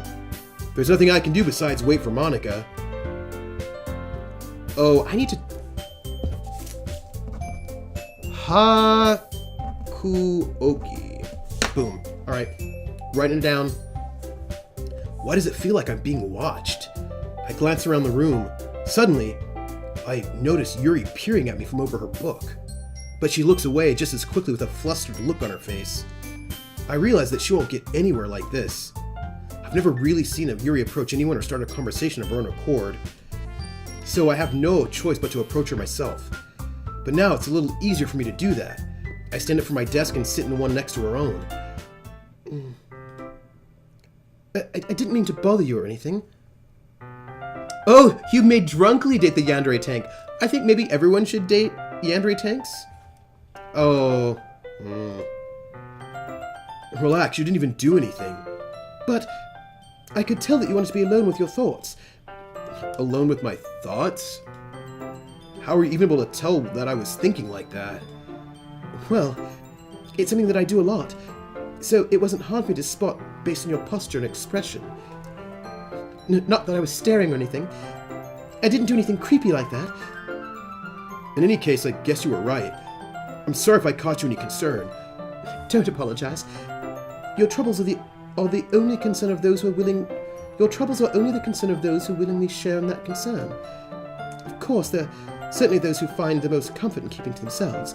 But if you prefer to share what's on your mind, then I would be glad to listen. I feel the need to report to everyone that the Starbucks Snickerdoodle Hot Cocoa is delicious. Oh, you know I never go to Starbucks? Just because I don't ever leave my house. It's not true, I leave my house all the time. But I just don't tend to go to Starbucks because I don't drink coffee. But you just said hot cocoa, which I do drink, so I should go there and get one. It's really not that big of a deal. I was just feeling a bit uneasy about Sayori. Sayori? Yeah, she seems like a little off today, but when I asked her about it, she didn't want to admit it to me. So I can't help but wonder if something happened to her. Oh? That's quite romantic. Huh? I feel the need to report to everyone that I forgot to feed my friend's cat today, and I need to do that after the stream. Yes, feed the cat. But right, see, this is what I'm trying to say. I don't go to Diesel because I don't go to Starbucks because I can go to Diesel or Tamper. And these things are true things. Yes. Sorry. I didn't mean to say something stupid. It's not that. I just didn't want you to misunderstand. Soraya and I have just been friends for a long time, that's all. Ah, I see. Then perhaps it is unusual for her to be so dismissive to you about her feelings. Or maybe I'm just reading into it a little too much. Rocky, the world is full of meaning, often hidden deep beneath plain sight. And there are many untold mysteries behind every person, no matter how well you may know them. So you think that there might be something behind it after all? To be honest, half the appeal of Starbucks to me is 1, they are everywhere here, and 2, drive-through. Oh, but also, hey, Lizzie the Bold, I have a question because you're a Seattleite. Not a satellite, a Seattleite. So you are from Seattle, which is where Starbucks is from. And presumably you've been outside of Seattle to other places, because I've seen you in Indianapolis. Do Starbucks taste different in Seattle than they do outside of Seattle? Like, do you have special Starbucks that taste better than outside of Seattle Starbucks? This is my question. I think that Sayori is a very complex person. Her mannerisms on the outside don't always match what may be going on inside her head. And she may not always know what she wants. I noticed her strange behavior today too, and I also feel some concern for her. But in your case, it looked like she was fully occupying your thoughts, wasn't she? Well, I guess that was the case. Sayori, she really means a lot to you, doesn't she? I guess? But you don't need to put it that way. We're just good friends, that's all. Yuri suddenly looks deeply into my eyes. Her expression is gentle and curious, as if she was searching for something. No, Starbucks is Starbucks everywhere. The only exception is that in Capitol Hill, there's a Starbucks Reserve, which might as well be a whole different coffee place. The people there are a bit more trained, and they roast on site, and the menu's a bit different. Oh. I don't drink coffee either, Esteni. I'm a super taster, it's too bitter for me. Huh. Embarrassed, I avert my gaze. Sometimes, a person's mysteries are untold even to themselves.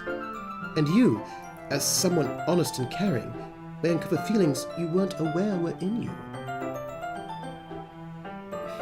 Hey, Jordan Wynn! Hello, hello, hello! Welcome in to the Academic Foxhole. I'm Trooper SJP, and this is the Academic Foxhole, and these are all the battle buddies. And we've just made our third poem. Perfect Voice is Perfect. And you know, hey Jordan, and we're made our third poem, and right now people are trying to convince me that I have feelings for Sayori. I don't know how I feel about that. Also, Rocky, our character, is dumb. That is, I think that she would be a very fortunate person to have you feel that way about her. Ooh, that's a good question. Does Starbucks taste like Starbucks in Tokyo? Menu differences aside. This is a good question because you know... Oh, yes, so welcome in.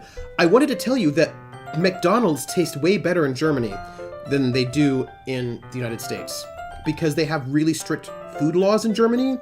So everything has to be sort of like fresh and local. So McDonald's, better tasting in Germany. Note. Ooh, I think we're going to get to badness really soon. Yuri, you're giving me too much credit. I'm a pretty simple guy. That means he's dumb. So I think I'm pretty good at understanding my own feelings. I'm not nearly as sophisticated as you. Oh, Denny's Le Pen is... Ooh, I don't know. But I will tell you, McDonald's in Germany has got like, they have these special months where they have special, like, they have like French week and like Mexican week and American week. and Japanese week. And like during the French week, they had the McChicken cordon bleu, which was delicious. I was like, oh. You've got to share the poem and you've got to have the not a date. Oh. That's not a compliment, is it? It is what it is. Anyway, as long as we're here, why don't we do some reading? Well, as long as you're okay with it. Yeah. I should be taking my mind off this whole thing anyway. Okay, everyone. After some time passes, Monica calls out to the club room. Why don't we share our poems now? Before I know it, everything is back to normal. Everyone goes to retrieve their poems and I do the same. I make eye contact with Monica and she smiles at me. I wonder what she was talking about with Sayori. Who should I show my poem to first? I suppose we should go with Monica because she knows things. Monica. Hi, Rocky. Have you thought about what you want to submit to perform at the festival? Well, being in this club is one thing, but performing in front of a bunch of people? I'll have to give it some more thought. Okay, no pressure. But whatever you do, I'm sure it'll turn out great. It would also make me happy to see. Anyway, let's take a look at today's poem. Sure. I let Monica take the poem I'm holding in my hands. I like it, Rocky. Really? It's a lot cuter than I expected. Oh, jeez. No. It kind of makes me think of something Natsuki would write. And she's a good writer, too. So take that as a compliment. And belatedly, because apparently I can't see chat, Japan Starbucks tastes the same, I think, though the matcha latte is a much stronger matcha flavor. Oh, interesting. I think it's so fascinating how chains around the world don't always actually taste the same. If you say so. Yep. By any chance, have you read anything by Shel Silverstein? Huh? Maybe a long time ago. He's famous for telling all kinds of stories in just a few simple words. His poems can be funny, endearing, or even sad. And sometimes they're only a few lines long. They might even feel like they're written for kids, but if you think about them, they can express views of the world that would apply to anybody. I see. So you're saying that Natsuki is kind of like that. I know, right? You would think that it was courted by that giant corporate conglomerate, but these little details, right, make all the difference. Sort of. Maybe she's not an expert, but you probably won't find much filler in her poems. They might be easy to write, but they're super challenging to get the meaning through. So I can see why it would be your kind of poem to explore. Where the Sidewalk Ends. So good. I love Where the Sidewalk Ends. Shel Silverstein. Anyway, I'll ship out my poem with you now, alright? Alright. The Lady Who Knows Everything. Forever jealous of Japan and their weird holiday menu items at McDonald's. Why can't we have chocolate fries? I picked up some coffee for my mom, and the coffee person told me that I should take bottled water to brew because the water in CPH has lots of minerals in the water that would affect the taste. Oh, we'll just sit faster. The Lady Who Knows Everything. An old tale tells of a lady who wanders Earth. The lady who knows everything. A beautiful lady who has found every answer, all meaning, all purpose, and all that was ever sought. And here I am, a feather. Lost adrift the sky, victim of the currents of the wind. Day after day I search with little hope, knowing legends don't exist. But when all else has failed me, when all others have turned away, the legend is all that remains, the last dim star glimmering in the twilight sky. Until one day, the wind ceases to blow. I fall, and I fall and fall and fall even more, gentle as a feather, a dry quill, expressionless. But a hand catches me between the thumb and forefinger, the hand of a beautiful lady. I look at her eyes and find no end to her gaze. The lady who knows everything knows what I'm thinking. Before I can speak, she responds in a hollow voice. I have found every answer, all of which amount to nothing. There is no meaning, there is no purpose. We seek only the impossible. I am not your legend. Your legend does not exist. With a breath, she blows me back afloat, and I pick up a gust of wind. Ooh, that is a great poem. Oh, no ad blocker. Oh, that's a good poem. You know, I feel like learning and looking for answers are all the sorts of things that give life meaning. Not to get too philosophical or anything, but it was kind of on my mind, so that's what I wrote about. Oh, I see. I never really put much thought into it, because I'm dumb. In a way, it's almost paradoxical, because if we had all the answers, wouldn't the world start to lose its meaning? There's one thing I noticed. It seems like everyone in the club prefers writing about the things that are more sad than happy. Are you surprised? I mean, if everything was okay, we wouldn't really have anything to write about, would we? Humans aren't two-dimensional creatures. I think you'd know that better than anyone. You mean one-dimensional? Yeah, that. Anyway, here's Monica's writing tip of the day. Are you ever too shy to share your writings because you're too afraid that it's not good? It can be really disheartening to get a lukewarm response to something you put so much into. But if you find other people who enjoy writing, then sharing becomes a lot easier. Parahoosical? Monica! Yes, parahoosical? That's all rocky. Monica is the best.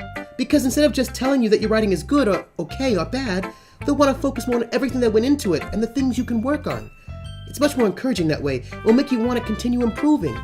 It's almost like having your own little literature club, don't you think? That's my advice for today. Thanks for listening. Aww. Alright. Folks, I need your advice. Do we go... Normally we put the person whose poem it might be for last, but Suri's in a mood. Do we show it to her last?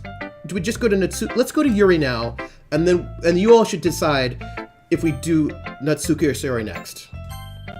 You have to decide that one, because I don't know. Oh! See, I don't even know what's going on. All the foreshadowing, I don't even know!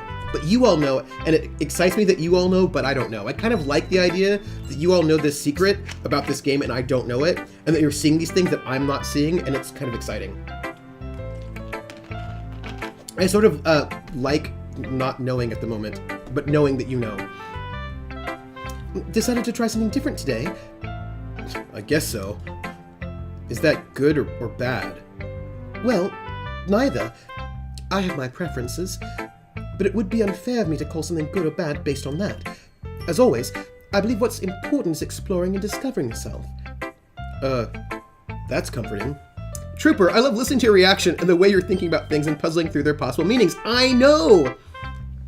I have the best chat because this chat does not spoil anything. They just tempt me. They just make me go, ooh, what's happening? What I love about chat, this is why the Battle Buddies are the best. You don't spoil, but you tease me. And then you make me think, what is gonna happen? And, I was watching a bigger streamer play and the chat was so, oh no spoilers. Yeah, I love looking at subtext. That's my favorite thing. And I love that you all, poke at me. That's the best. That's really good. You're like, something's happening. Like, what is happening?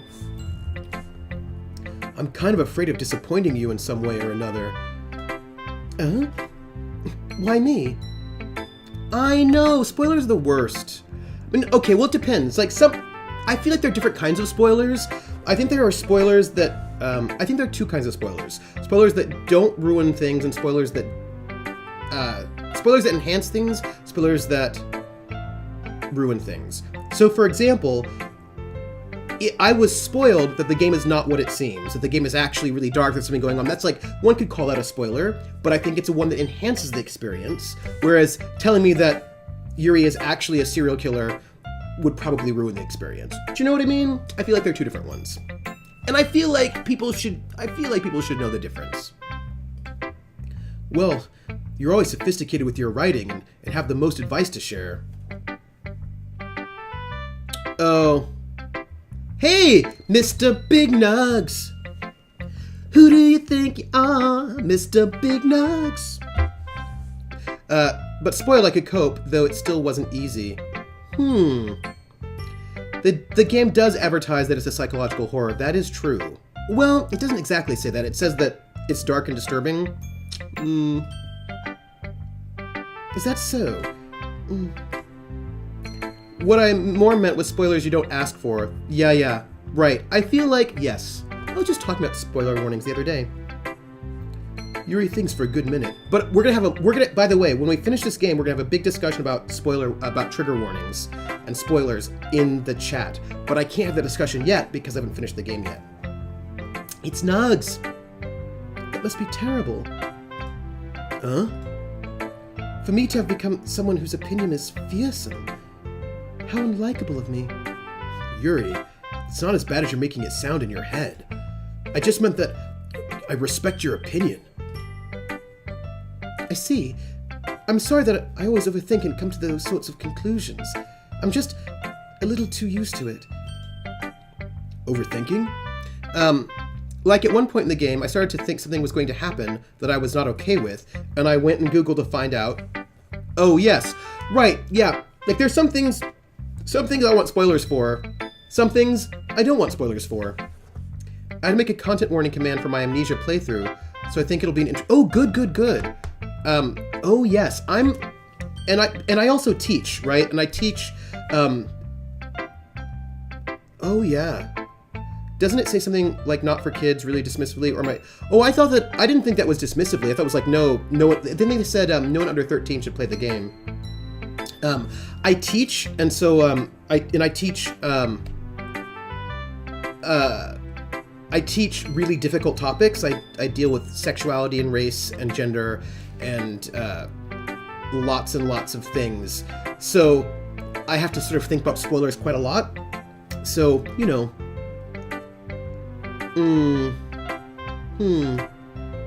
Being disliked.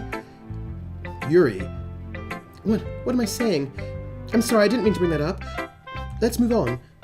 Alright. Do you want to share a poem now? Yeah. I cannot wait to have this discussion in more depth once we finish this game. I'm so excited for some really good foxhole discussions. Okay, here. Beach. A marvel millions of years in the making. Right, I'm so excited. Where the womb of Earth chaotically meets the surface, under a clear blue sky, an expanse of bliss. But beneath grey rolling clouds, an endless enigma. The easiest world to get lost in is one where everything can be found. One can only build a sandcastle where the sand is wet. But where the sand is wet, the tide comes. Will it gently lick at your foundations until you give in?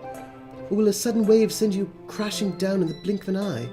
Either way, the outcome's the same, yet we still build sandcastles. I stand where the foam wraps around my ankles, when my toes squish into the sand.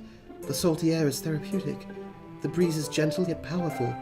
I sink my toes into the ultimate boundary line, tempted by the foamy tendrils.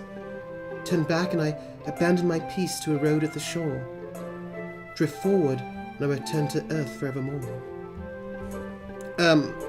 This is supposed to be a Japanese school. Yes, Japanese. Thank you, Aneo. That's it's a Japanese school. Yeah. It's many non-Jap. You should share with Natsuki Ness for reasons I can't discuss. Okay. All right. I was thinking.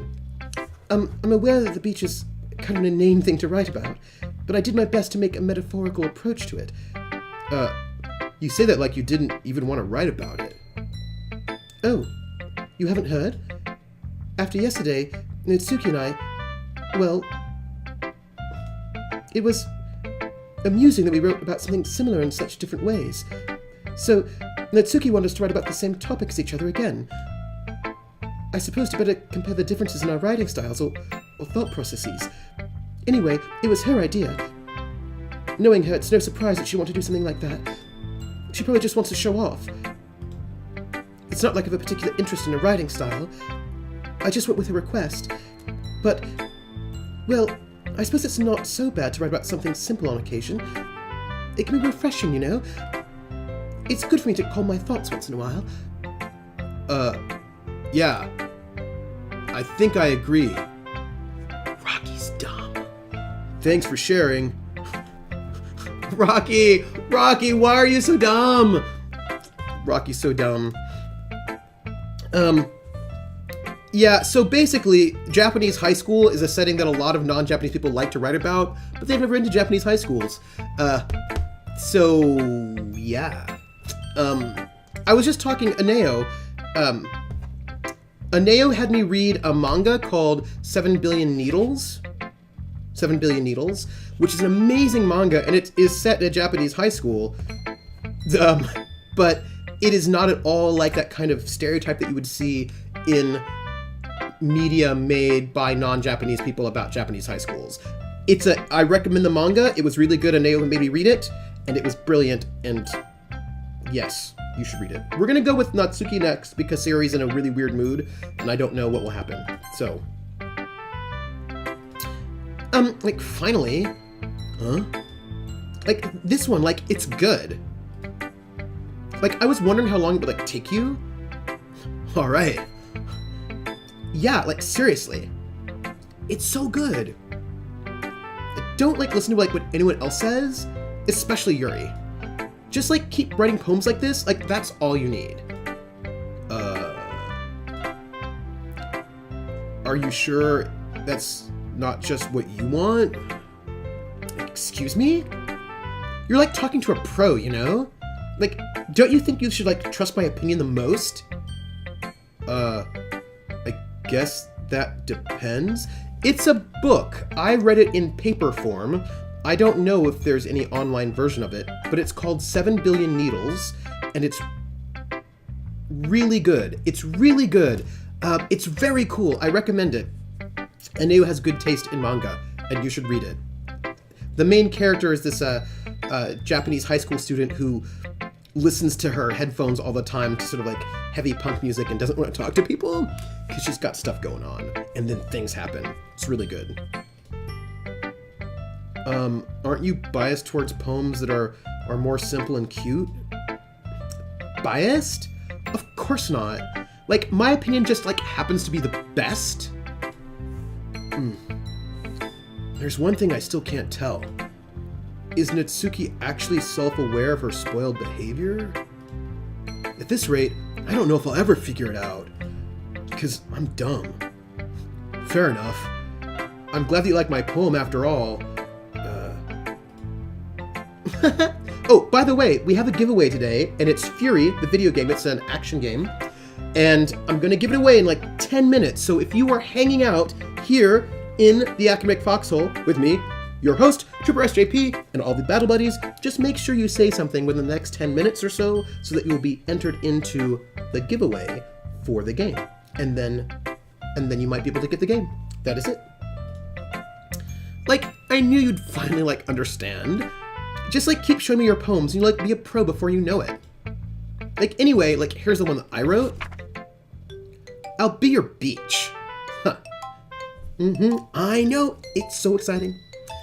Your mind is, so full of troubles and fears that, diminished your wander over the years. But today, I have a special place, a beach for us to go. Oh, a great soundtrack on Fury? Ooh, I love good soundtracks. A shore, reaching beyond your sight, a sea that sparkles with brilliant light. The walls in your mind will melt away before the sunny glow. I'll be the beach that washes your worries away. I'll be the beach that you daydream about each day. I'll be the beach that, makes your heart leap in a way you thought, you had left long ago. Let's bury your heavy thoughts in a pile of sand, bathe in sunbeams, and hold my hand. Wash your insecurities in the salty sea, and let me see you shine. Let's leave your memories in a footprint trail, set you free in my windy sail, and remember the reasons you're wonderful, when you press your lips to mine. I'll be the beach that washes your worries away. I'll be the beach that you daydream about each day. I'll be the beach that makes your heart leap in a way you thought you had left long ago. But if you let me be by your side, your own beach, your own escape, you'll learn to love yourself again. Aww. I know, Breach would be exciting. I was Googling Fury, and it was super... No, with an I. With an I. I never got any of these Natsuki poems. She hated my guts. Oh, she hated your guts. She's a little, aggro, you know?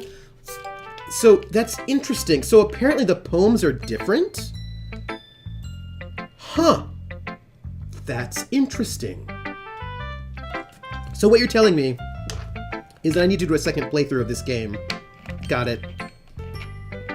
Yeah, like, I felt like I kept writing about negative things, so I wanted to write, like, something nice with a nice message for once.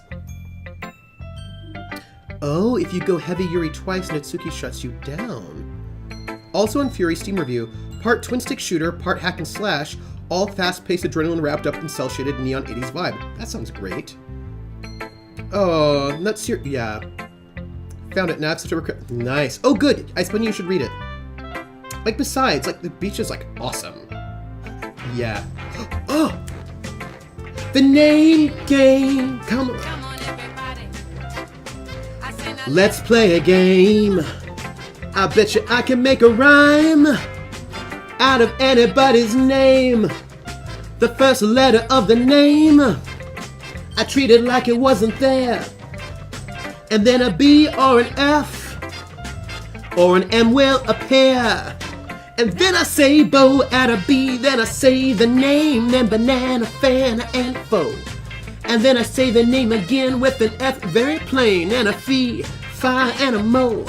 And then I say the name again with an M this time, and there isn't any name that I can't rhyme. Crit witch, bow, bit witch, banana, fana, fo, fit witch, fee, fi, mo, mit witch. Crit witch, woo! Thank you, Crit witch. And I'll tell you, saying your name, you have to be very careful doing the name game with your name to enunciate Crit witch properly so that you don't say other things. Hey, Crit witch, thank you so much for the subscription. It is much appreciated. Thank you so much for being part of the academic foxhole. Oh, Fury's final boss made you quit the game for a while. Nice. Okay, all right. I love it. It's a beautiful song. Oh, thumbs up. Like, kind of hard to write anything negative like about the beach. Never know, but Crit Witch, because the thing is, you could very easily just start collapsing those syllables and then just getting to the wrong place real fast. But no! And I'm very proud for these 5 months. I have not gotten your name wrong. And thank you for 5 months of subscription. That's amazing. You're awesome. Well, Yuri's take on it was, like, a little more solemn. Well, like, that's... Jeez, like, she better not have said, like, anything bad about mine. After all, like, she was the one who wanted us to write about, like, the same topic. Ooh. Like, you can really see her, like, doing that, too. I can see... Oh, yeah, beaches can be, like, doom. Like, there's so many ways you could be negative about a beach. I mean, I do love the beach. But you can. Also, there's some mysteriousness here because Yuri said that this was Natsuki's idea, but now Natsuki's saying it was Yuri's idea. Ooh, what's happening? Like, making us write about, like, a simple topic, then, like, trying to impress me by, like, coming up with something, like, all fancy? Stepping on a jellyfish. Oh. My mom stepped on a jellyfish once. Right when she was telling us not to step on jellyfishes. It happened. Sand in the wrong places. Oh, yeah. Well, like, it's not like I care. I just did it anyway. I mean, like, I guess might end up being kind of, like, metaphorical, too. Thirsty but surrounded by water you can't drink. Oh, that would be, like, yeah. But, like, there's, like, nothing wrong with, like, doing that once in a while. Like, at the very least, like, it was good practice. Okay, Natsuki, it's fine. You know what, before we go and talk to Sayori, I'm gonna do the giveaway right now because I don't know what's gonna happen. Riptides. Ooh, riptides. Hot blistering sand. Oh, accident killing turtle eggs. My chat is full of, like, the doom of the beach. Beaches during nuclear war. Beaches that beach hate. Beaches. Oh, private beaches you can't get on. How about that one? Standing next to a beach that's like a private beach and you're not allowed on there? That's messed up. I knew it. Sarah's totally gonna go and stab me dead. That's it, right? I'm gonna go and find out who our winner is. That's what I'm gonna find out. Who's gonna win Fury? Who's gonna do it? The winner is...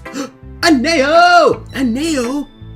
You are gonna go and get... I'm so excited! Aneo, I'm gonna show the chat over here so that I can send you a whisper. I'm going to send you a whisper. That is so exciting. Where are you? Beach trash. Oh, beach trash is the worst. We don't like beach trash. We're going to whisper to you. Where's my whisper window? Whisper window. Here we go. We'll do it here. Whisper window? Whisper? Here we go. So, Aneo, congratulations. I'm going to send you the Steam key for Fury. Just let me know when you get it. Let me know when you get it. That's all I want to know. So exciting. I'm so excited about that. Nude beaches when you have body image issues. Yeah. Any beaches when you have body image issues. Oh, yeah. Those are all not good moments for beaches. That's, yeah. Yeah. Yeah, beaches can be creepy, but beaches can be great. Beaches can be nice as well. But congratulations, Aneo. I'm so excited. I love it when people... Can I tell you, I love the fact that I can only use like a third of the games that I get from the Humble Bundle so that I can give them away to people, because I love that. Nordsea, stepping on a crab in one of the water preel things, being forced to walk from Amrun to Fur when I was an 8th grader. Yeah, like, I love that we become beach hate. I think this is sort of great. All right, we're going to talk to Sayori now. I don't know what's going to happen. I don't know what's going to happen, folks. It's nice, I guess. Come on. I can already tell you don't like it. Well, you don't need to worry about what I think. After all, you wrote this for someone else, didn't you?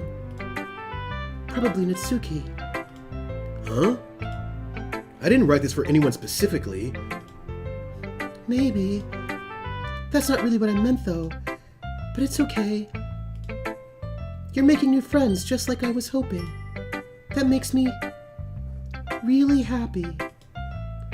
And you're happy too, right? In this club? Well, of course I am. Good. That's all that matters to me. Thank you, Rocky. Sayori, is there something wrong? Huh? No, nothing. I'm just a little tired today. Hee. All right. Just tell me if you need anything.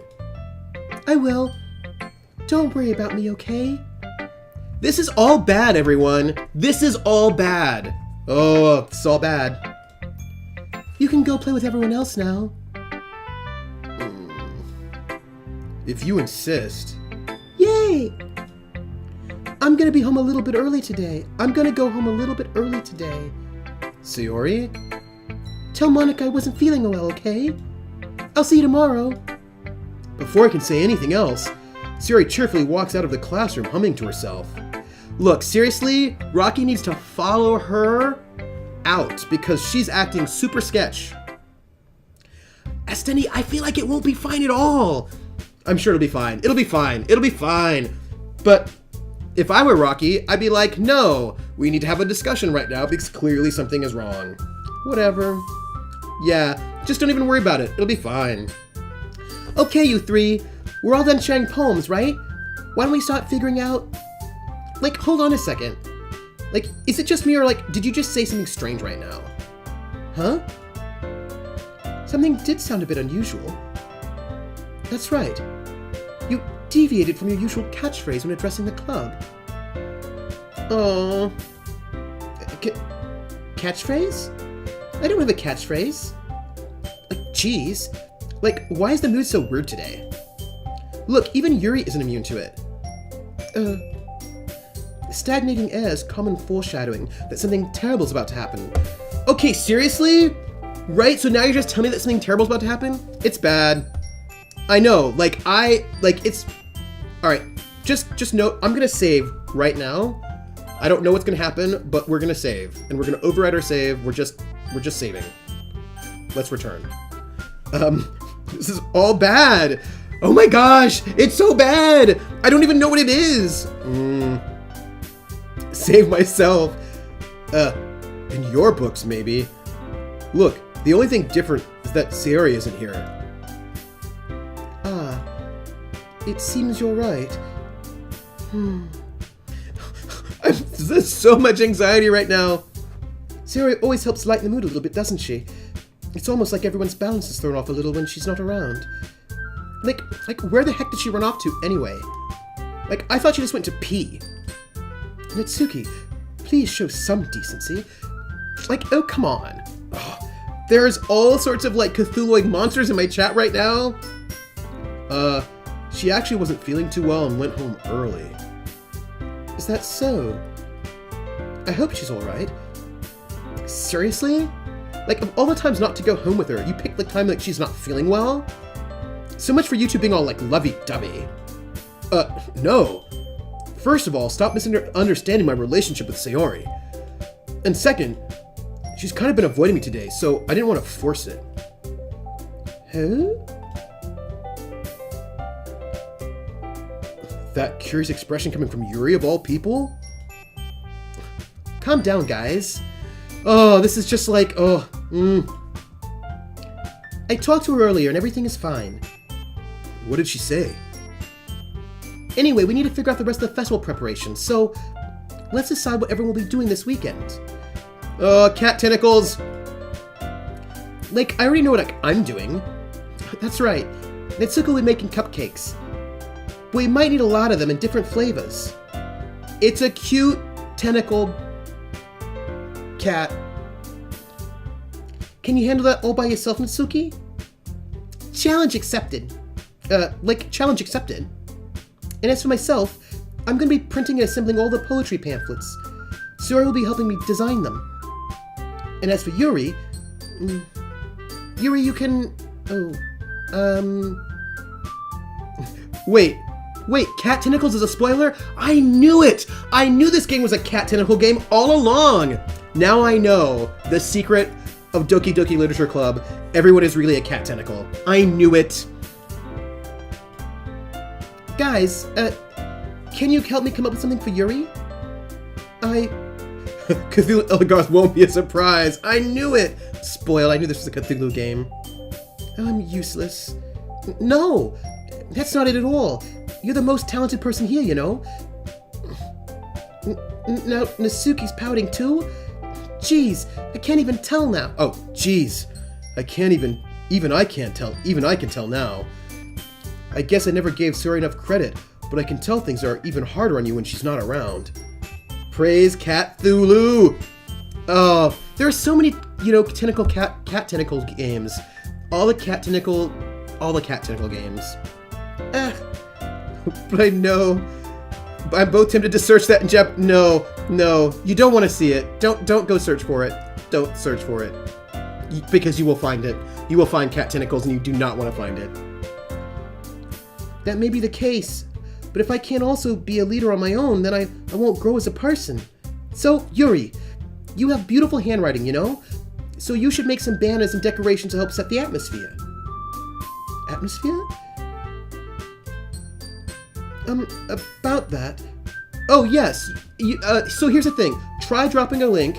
If you can't, then Jer will make you a regular, and then you can. So all the regulars can drop links, and if you are not yet a regular, we will make you a regular. H.P. Lovecraft went through his anime phase. He really did. It was like in his 20s, wasn't it?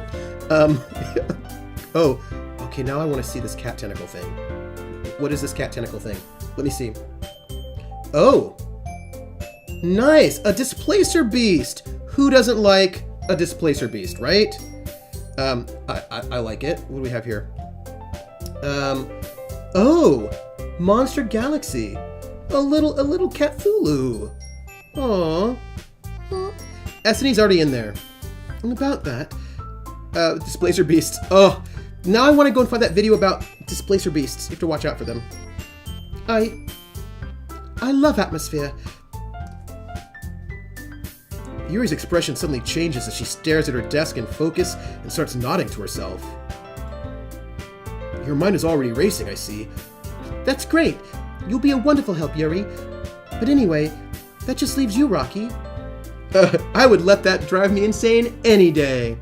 Yeah, y'all definitely have safe search on. Levi's like, yep, safe search, safe search. The one who is truly useless. Don't say that. In fact, both Natsuki and Yuri have some pretty heavy tasks to handle. It will probably go a long way to give one of them a hand. Really? Seriously? you could always help me out as well. I would be really appreciative of that. That's... Is Monica suggesting I spend the weekend with one of my club members? How on earth I can respond to a suggestion like that? I suppose I wouldn't mind a bit of help. Well, like, even if you don't like how to bake, like, there's always some dirty work I could give you. It's not like Monica's gonna give me a choice, and you shouldn't, like, be sitting on your own butt anyway. I don't have Save Search, Levi, because Google naturally filters out porn if you don't have a porn word in your search. Huh. And tentacles isn't a porn word. I feel like I've seen porny things that did not have any porn words on them, or maybe more words than I know of are porn words. Natsuki tries to mumble a bunch of excuses like that. If I recall, Natsuki, you mentioned that you would like to handle the baking on your own. Rocky may not like to be around if you only make him out to be a nuisance. So, therefore, he may be more suited to assisting with the decorations. Like, hold on, like, I never said that. There are words that are porn words. That's probably what it is. There are probably words that are porn words that I don't even realize are porn words. Yeah. Like, how hard could it be to make a few decorations anyway? Sounds more like you're just, like, making excuses for Rocky to... What are you saying? It will be extremely meticulous work. Like, and baking isn't? Like, just when you think, oh. Guys, let's settle down for a moment. In the end, I think it's up to Rocky to decide how he'd like to contribute. Besides, he hasn't really gotten the chance to spend any time with me yet, you know? I know. But see, I would have thought that tentacles was totally a porn word. So I'm sure he's interested in... Like, you, like, literally just said... That feeling when you're trying to search for Cthulhu and Google thinks you're typoing Cthulhu and automatically redirects you there. I'm surprised as well. Sorry. I was just saying, though. Jeez. Like, can we just, like, settle this thing already? Yeah. Rocky, you're okay with this, right? In the end, it's up to you. Of course. Very well. In that case... Everyone looks straight at me. But of course, I'm gonna go with, okay, folks. Alright. We have a choice to make right about now. So let's talk about what I would do and what Rocky would do. So here's the thing. Me, personally, I would pick Sayori because she clearly has depression and needs, right, someone hanging out with her. But here's the thing. Rocky would pick Monica, right? Ooh, what are these things? I want to see these things. What do you own? Esteni, what do you own? Oh, those are so cool! Those are cool. I really enjoy those exciting tentacle fingers. Those are the best. Yeah. I'm gonna say that, here's the thing. I personally would go say Sayori because Sayori's clearly in need of, like, she's sending out a cry for help, like, for real. But Monica, but our Rocky, who's not really all that self-aware and is sort of dumb, and is gonna go for Monica because I know that he would. I know that he's just that way. So, Monica. Because you know that Rocky would do that. You know it. You know it. You know it. It's too late. I just picked Monica. Krellin, it's too late. Because I just felt that Rocky would pick Monica. Oh. Well, I guess I should probably be helping Monica. Krellin! Yay, you picked me! Like, hold on one second. Yeah. Like, Monica, like, you're the one who, like, needs the least help out of all of us. They say if you Google through too much, they'll just... True, Rocky. Rocky could do that. But I think that Rocky's had a crush on Monica the entire time, and so I think he would have picked Monica. But I agree with Natsuki. Not only is you already most suitable for one person, but you already have Sayori as well. But Rocky was the one who... like, that doesn't matter. Like, you were the one who was scared into picking you in the first place. Like, you're the club president, Monica. Like, you're supposed to make responsible decisions for the club. Monica, you shouldn't let any ulterior motives interfere with this decision. This is really bad, everyone. Ulterior motives? What are you saying, Yuri? In fact, it sounds like you guys are the ones with ulterior motives. This is super awkward. Like, excuse me? Otherwise, this wouldn't have been made into such a big deal in the first... Otherwise, this wouldn't have been made into such a big deal in the first place. Like, I don't know. This is terrible. That's completely false, Monica. Like, y'all need to date each other and not worry about me. Like, yeah. Like, we have lots of work to do, you know? Like, we won't do as good of a job if you, like, make us work alone. Maybe that's true? Think of the club, Monica. If we want our event to succeed, we need to appropriately distribute our resources. I do not want to go to every circus this weird music is from. No, nobody wants to go to that circus. This is a bad circus. It is a bad circus. I know, I was the one who interrupted their amazing club. It's the worst. I know, I should just date all the girls. I think all the girls should date each other and, like, nobody should date Rocky. That's what I think. Like, so, like, are you gonna do the right thing, like, president? Like, okay, I get it. Doki literature harem. It's technically the most logical for Rocky to help one of you two. I just want to say poor Monica too. Yeah. Oh, you should have this music just there, being creepy. So, I guess that's what we'll do. Yeah, no, now, if I'm not choosing between Natsuki and Yuri, now, this is when Rocky would pick Sayori. Because, as we know from our first stream, whenever people start fighting about him and he doesn't know what to do, he just picks Sayori. So now we're going to pick Sayori, because that is what he would do. Because I know Rocky now. Rocky is that way. I mean, if it's going to be anyone, then I prefer helping Sayori. I mean, we're already neighbors, and, I mean, he's totally a sociopath. But Monica said that, like, Sayori was, like, helping her. Jeez. Like, do you really, like, hate us that much? No. Sorry, I didn't mean for this to be so difficult. Oh, I don't get to pick Sayori? What? Like, just think of the club, okay? Like, okay, come on. How unfair is this? Oh, no. Yeah, okay, we're gonna have to go with Yuri. None of this is fair.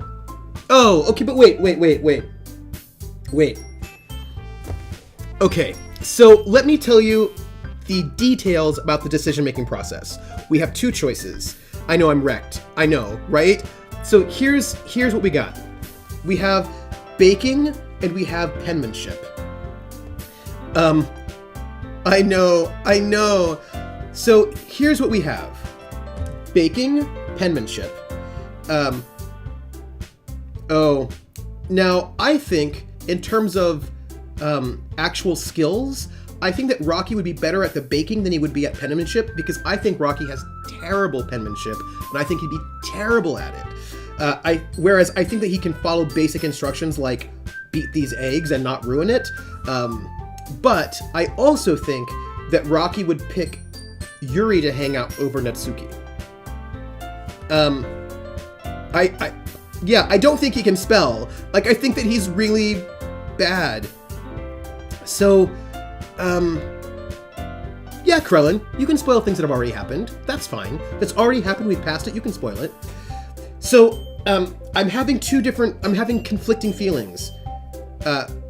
If it's about what he'd be better at, I think he'd pick Natsuki. If it's about who he'd want to hang out with, I think he'd pick Yuri.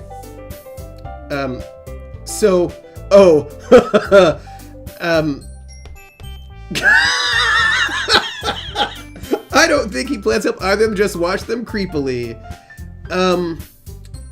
So, help. I think we're gonna have to go with Yuri.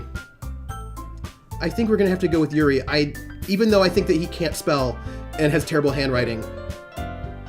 Yeah, so yeah, Krellin, you're totally right.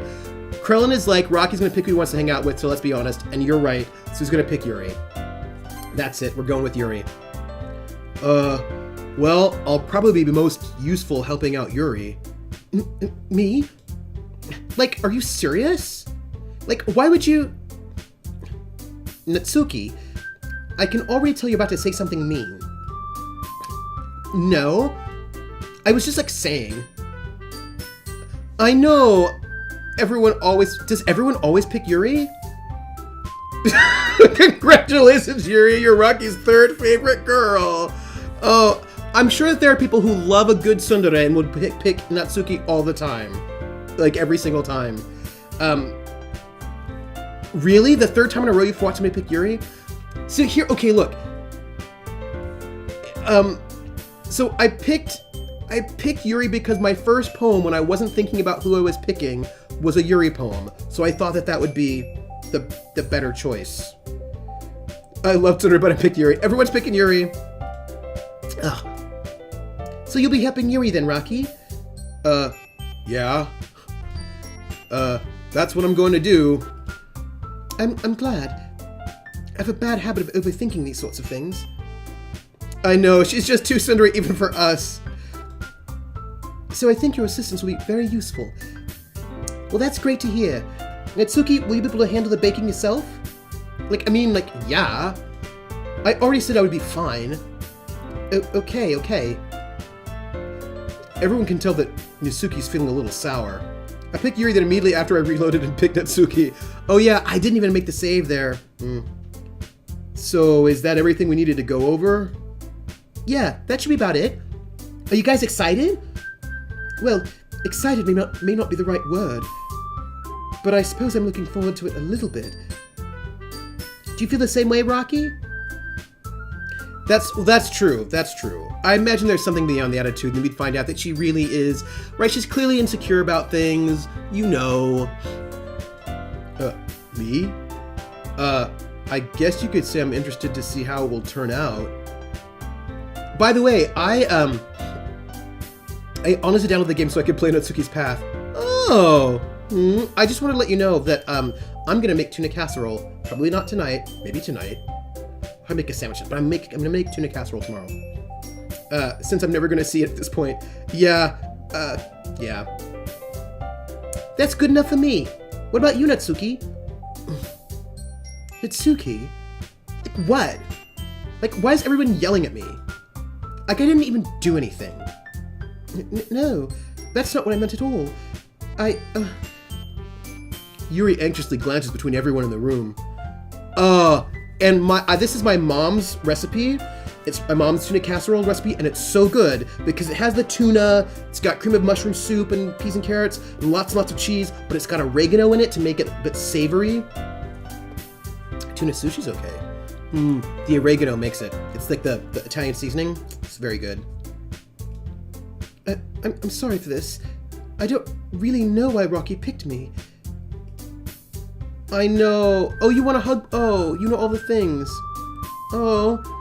And also, your cupcakes are the best cupcakes I've ever had. They go really well with my tea. Ooh, potato chips. Oh, I do Italian breadcrumbs on top. Kielbasa and cabbage soup. Ooh. And you're Slavic. It's the most 50s casserole. Oh, I want... You can't deal with canned tuna. That's fair. That's fair, Senny. That's fair. I can deal with it in a casserole. And the thing that I do for the event will compare to that, so... I get it. Like, I'm kind of surprised, though. But why? Well, like, I'm the one acting immature. I already know that. But, like, you're trying to cheer me up all of a sudden. I know I'm not very good at it. I'm sorry if I said something bad. Natsuki isn't the only one surprised. Monica and I are also taken aback by Yuri's words. When she already has trouble with words, trying to cheer someone up must be, like, far out of her own comfort zone. But I begin to understand. Yuri's trying to sound like Sayori. Even if it didn't work perfectly, I can tell that she tried to say something Sayori would say at a time like this. Because Sayori always helps everyone smile and feel good about themselves. No, like, I kind of appreciate it. Like, I'm sorry for making a big deal out of nothing. But, like, I'm gonna say this. Like, you better bet that my cupcakes are gonna be, like, the best part of the whole event. I believe you. Yeah. I hope to see everyone do their best. But with that, there's nothing more for today. so I guess it's time for us to head out. Like, alright, let's get out of here then. Everyone picks up their things. I start to follow Monica and Natsuki out the door as they chat between each other. I turn around. Sorry, I realize that I don't have any way of contacting you this weekend. Oh, you're right. I can't believe that slipped my mind. Should I give you my phone number? I think that would be the best way, yes. Alright then. Yuri and I exchange phone numbers. Okay. Then I'll be stopping by your house on Sunday. Huh? My house? Is that a problem? No, not at all. It's just... I just thought I'd be the one going to your house since I'm the one helping you.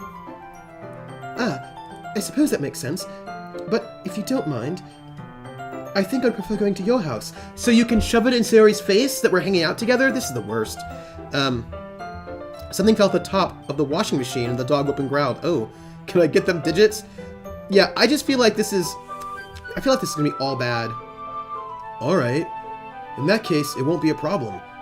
I decided not to press Yuri for a reason. Because her home is a dungeon! There's evil everywhere! It's not like it should matter that much anyway. Either way, so I'll just need to make sure my room is clean. Are they all sweeties? Or are they all murderers? I hope I managed to make myself useful in some way. I'm not nearly as creative as you are. Don't underestimate yourself, Rocky. I think that we'll make a very productive team. Everything is fine! Even if you only chose me because you felt bad or something. Wait, you don't actually think that, do you? I don't know. It's difficult to come up with any other reason you may have chosen me. You're forgetting the one reason with the most common sense. I chose to help you because that's what I want to do. Oh.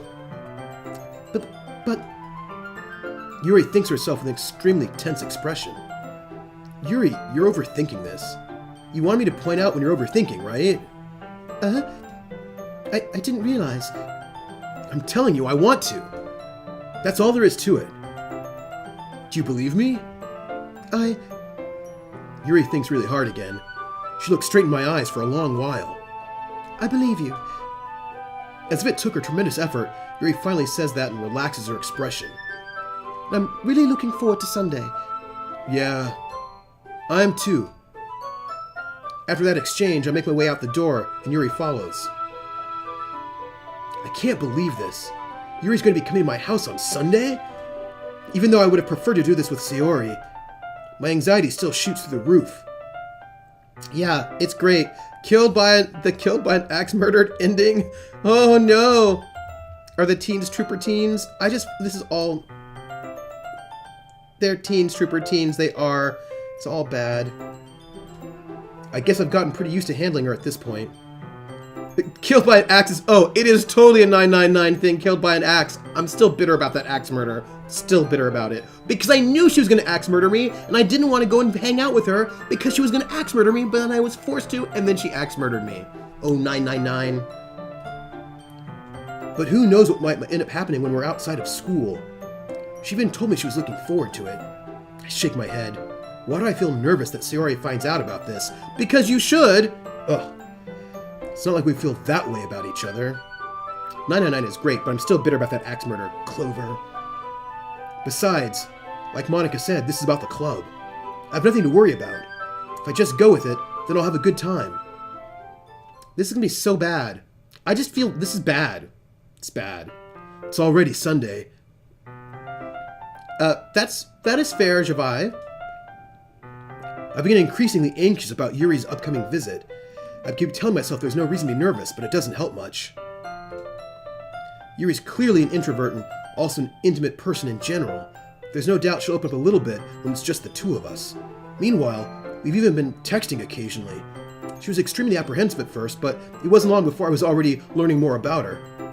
But putting Yuri aside, I haven't heard a thing from Sayori since she left the club early that other day. And you didn't go to her house to visit? What is wrong with you, Rocky? Rocky! Saturday, you should have gone over to her house. It's not like we text each other all the time or anything, but I've been worried about her in the back of my mind. Between what Sayori said and what Monica said, is it really okay for me to put Sayori's feeling aside when she might need me? Krellin, I just think he should have gone and...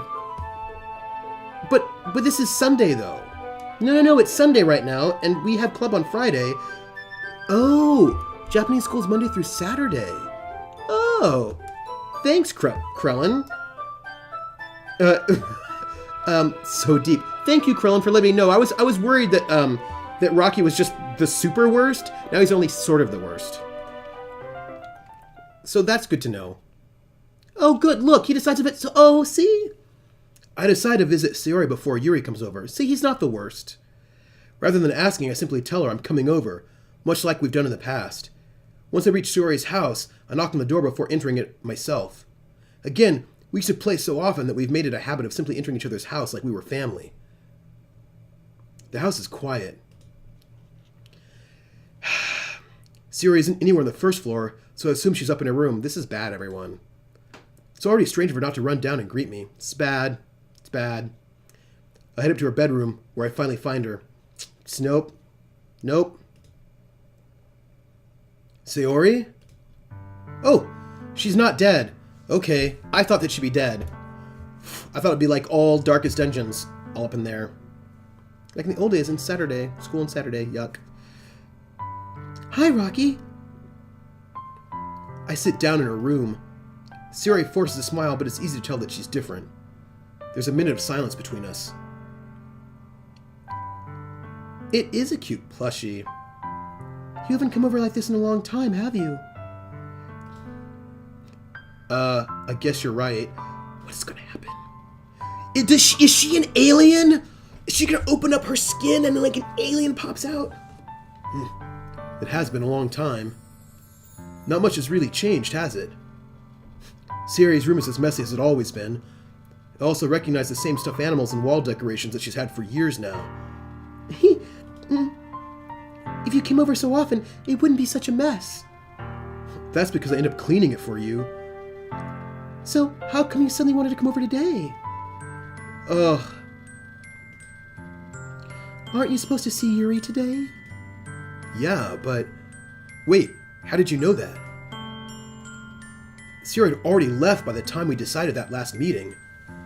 I feel we'll probably end at 9-ish. Like, we'll try to get a good ending point around 9-ish. And so it's like a good 3-hour block. Hopefully we'll get to this turn that you're all alluding is going to happen, and then we'll finish it up next time? Monica told me. It's only natural for her to keep me informed about the festival preparations, right? That's true. So many gossips. But what about you? Aren't you going to be helping Monica today? Of course. But I'm just helping her online. Maybe I will. I'll get to the big twist. We didn't plan to meet up or anything. So it's just me and Yuri then. Yep. There's more silence between us. Sayori stares in a random direction. Everything about her behavior is really uncharacteristic. I finally get to the point. I just wanted to see how you were doing. After you left on Friday, when something's wrong, you can't hide it from me. So no, it has been 2 days, because she left on Friday and it's now Sunday. See? It's been 2 days. When something's wrong, you can't hide it from me. I know you too well. So... Sayori smiles, shaking her head. That's no good, Rocky. Huh? Why can't it just be like it's always been? This is all my fault. If I didn't get so weak and accidentally express my feelings, if I didn't make that stupid mistake, then you wouldn't have been so worried about me at all. You wouldn't have come here. You wouldn't even have been thinking about me right now.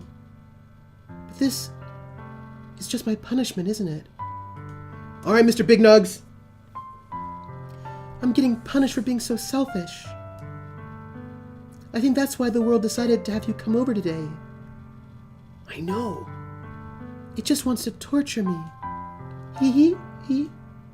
Sayori? I grabbed Sayori by the shoulders. What on earth are you saying? Are you listening to yourself right now? I know something happened to you. There's no other explanation for you to be like this. So tell me already. Until I know, I won't be able to stop thinking about it. Sayori gives me an empty smile. You really put me in a trap, Rocky. But you're wrong. Nothing happened to me. I've always been like this. You're just seeing it for the first time. Seeing what? What are you talking about, Sayori? You're really just gonna make me say it, aren't you, Rocky? I guess I have no choice this time. The thing is, I've had really bad depression my whole life. Did you know that? Why do you think I'm late to school every day? I knew that. Rocky didn't know it. Because most days, I can't even find a reason to get out of bed. What reason is there to do anything when I fully know how worthless I am? Why go to school? Why eat? Why make friends? Why make other people put their energy and caring to waste by having them spend it on me? That's what it feels like. And that's why I just want to make everyone happy, without anyone worrying about me. I'm in shock. I can't even figure out how to respond. How is it possible that Sayori kept this from me the entire time that I've known her? Did she really want so badly for me to just not think about her? Why, Sayori? I know I want to give her hugs too. Huh? Why is it you never told me about this? It almost feels like I've been betrayed as your close friend because I'm a sociopath. Oh. Because if I knew it, I would have done everything I could to support you. Even if there's only so much that I could do. I would have tried a little bit harder to make every day a little better for you. That's why I'm your friend. All you had to do was tell me. You don't understand at all, Rocky. Why do you think I didn't tell you? Because if I told you, then you would have to waste effort caring about me instead of doing important things. I don't want to be cared about. It's bittersweet when people try to care about me. I know, he really is. It feels nice sometimes, but it also feels like a bat being swung against my head. I know, don't make her feel guilty about having depression. Come on, Rocky. That's why I wanted so badly for you to make friends with anyone else, with everyone else. Helping everyone be happy together is the best thing for me. But then I discovered something else too. Seeing you make friends and get close with everyone in the club, it feels like a spear going through my heart. So that's why I decided the world just wants to torture me. Every path leads to nothing but hurt. You're right that I don't understand. I don't understand your feelings at all, Sayori. But I don't need to understand. Whatever it takes for me to help you stop hurting, that's what I'll do. No, Rocky. There's nothing. Nothing at all. The only thing that could have helped is if everything could be like it always was. She needs to see someone professional. But I was selfish. I finally showed you what a horrible person I am. No. Tears streaked down Sayori's face. This is terrible, everyone. I made you join the literature club because I was selfish. And I was punished by my heart hurting in a way that I couldn't understand. And now you came here, and I made you hurt too. I'm just weak and selfish. That's all I am. And that's why I'm going to accept these punishments. Because I deserve every last one. Without thinking, I once again grasp Sayori's shoulders. This time, I pull her into a tight embrace. CG! Rocky. Sayori, I don't care if you feel selfish. I'm really happy that you convinced me to join the club. Seeing you every day makes it worthwhile enough. If I make friends with everyone else, then that's just a bonus. She needs a therapist, right? Maybe medication if that would help her specific case. Also a better support network at home. Yes, there are things that she needs, and I hope that she gets them.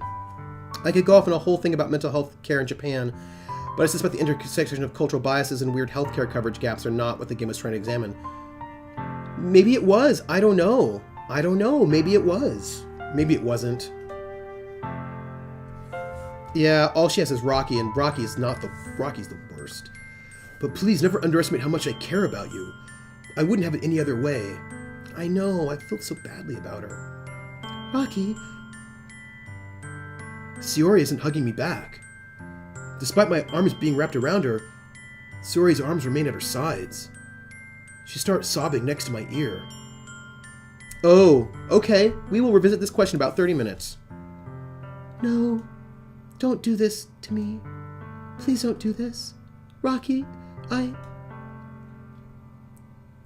barely manages to speak between her sobs. I don't know if I'm doing the right thing, but all I want is for her to know that I care. If you have it in you to call yourself selfish, then you have to let me be selfish too. No matter what it takes, I'll figure out what needs to change. I'll make these feelings go away, because that's how depression works. That's not how depression works. And if there's anything that you need me to do, then you better tell me. I'll get mad if you don't. I don't know. I don't know. I don't know. Gently, Sayori finally puts her arms around me in return. I don't know anything. It's all really scary. I don't understand any of my feelings, Rocky. Thank you, Jer. Yeah, I know, right? Rocky's the worst. He is the worst. Ugh. The only time I'm not feeling nothing is when I'm feeling pain. Ugh. But your hugs are so warm, and that's really scary too. Sayori lets me go. As she does so, I let her go as well. Rocky doesn't know anything about depression. The festival's tomorrow. Yeah. It's gonna be fun, right? I'll get mad and smack the depression away. Come on, Rocky. I know, right? Rocky doesn't even know. Yeah. How would you like for me to spend it all with you? It's what I want. Because it's all about what I want, I promise. I think that would be nice then. Yeah. Sayori wipes her eyes. If I could spend the whole day here, I would. Of all days, this has to be the one where I have other plans. I know, right? Hey, C. Tidwell 3, how are you doing? Rocky is completely clueless. Rocky is the worst. Welcome in, C. Tidwell 3. Welcome into the foxhole. I'll get mad if you keep being depressed, so stop it. I know, he's a kid. He doesn't know. He doesn't have any idea how to deal with this. He probably doesn't know anything about depression. I know, I feel bad for him because he's such a doofus. He doesn't know. I know. Maybe I should cancel. No, don't. Please don't. If you did that, then I really wouldn't forgive you. But it's almost time for Yuri to meet me at my house. At the very least, you want to come along and help out? Yeah, I know. He doesn't know. Rocky doesn't understand a thing. Yeah, like, I don't blame him for not understanding how depression works because he doesn't know. But he's also a doofus. Because, yeah. But I mean, you know, if they're all stupid teenagers, it would be fun. To my surprise, Sayori shakes her head. I'm sorry. I don't know if that would be very good for me today. You understand, right? It's kind of hard for me to fully understand. But I'm trying my hardest. It's okay. Don't worry too much about it. I'll see you tomorrow, okay? Alright. Yeah, I found it a very realistic portrayal of how people who don't know about depression deal with depression. Are they not? Yeah, right? I think this is right, right? They're probably 16, maybe? I think they're probably 16, and I think Natsuki's probably 14 or 15. They're in high school, and Natsuki's younger than the rest of them. So those are, like, you know, I'm not too mad at him for not getting depression. I'm mad at him for being kind of a jerk about other things. I look forward to it. Oh. Yeah, that makes a lot of sense, Krellin. I buy it. I say goodbye to Sayori and exit her house. On the way home, I find myself still feeling uneasy. But it's hard for me to keep thinking about it when Yuri's about to come over too.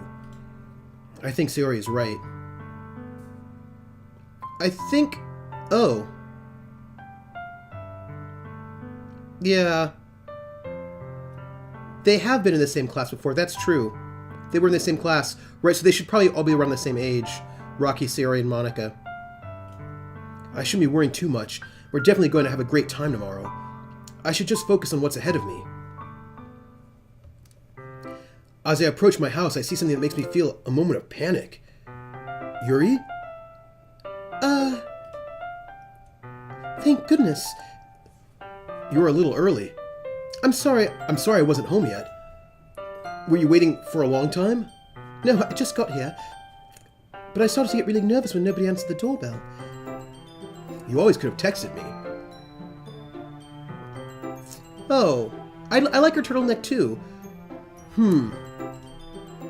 If I'd known, I would have reassured you and hurried more on my way home. I suppose that's true. I didn't think of that for some reason.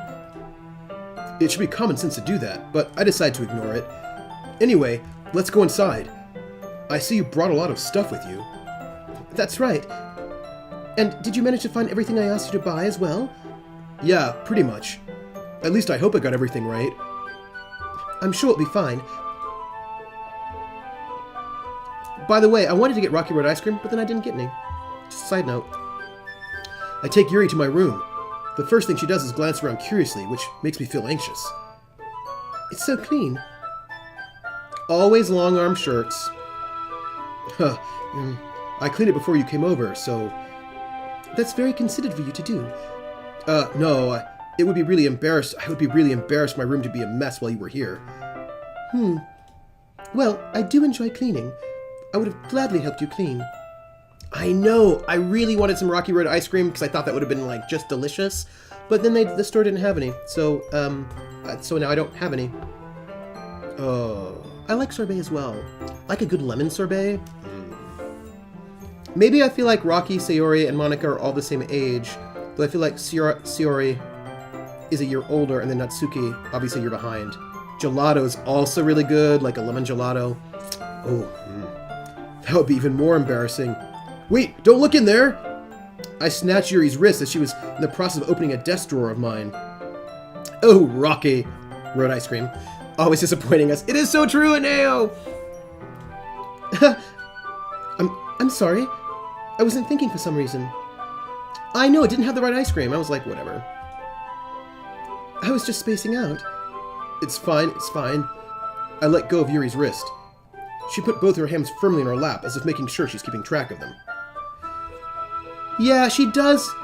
Although maybe she's just like a, I don't know, type A. So, should we get started? Yes. I have a few things planned that you can help with. Decorations and other atmospheric enhancements. Atmospheric enhancements? You know, mood lighting, aromatherapy candles. Oh, wow. I didn't know you planned on taking it that far. Of course. I want to help take our guests to a faraway place. Although many will stop by just out of curiosity. And for cupcakes, I guess. I'm determined to provide an experience that will leave them wanting more. That's great. It's easy to forget that you're a pretty intense person. Intense? I guess that's the best way to put it.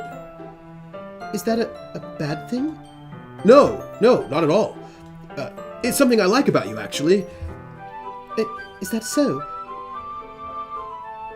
Yes, you can be forced to redo a year due to bad grades in the States. It's called flunking, and then being held back. That is definitely a thing that can happen. Yes. That makes me feel relieved, and kind of happy. Yeah, no need to be so anxious. You can relax a little. Relax? I brought some things for relaxation. I was going to use them during the poetry event. Oh yeah? Like what? Well, let's see. Yuri rummages through her bag. She pulls out a few candles and a wooden cylinder-shaped object. Actually, I don't think you can be held back against your parent. Really? Really? Oh. I thought that you could. Now I don't know that. See, Krella knows stuff that I don't know. I just thought that you could be held back.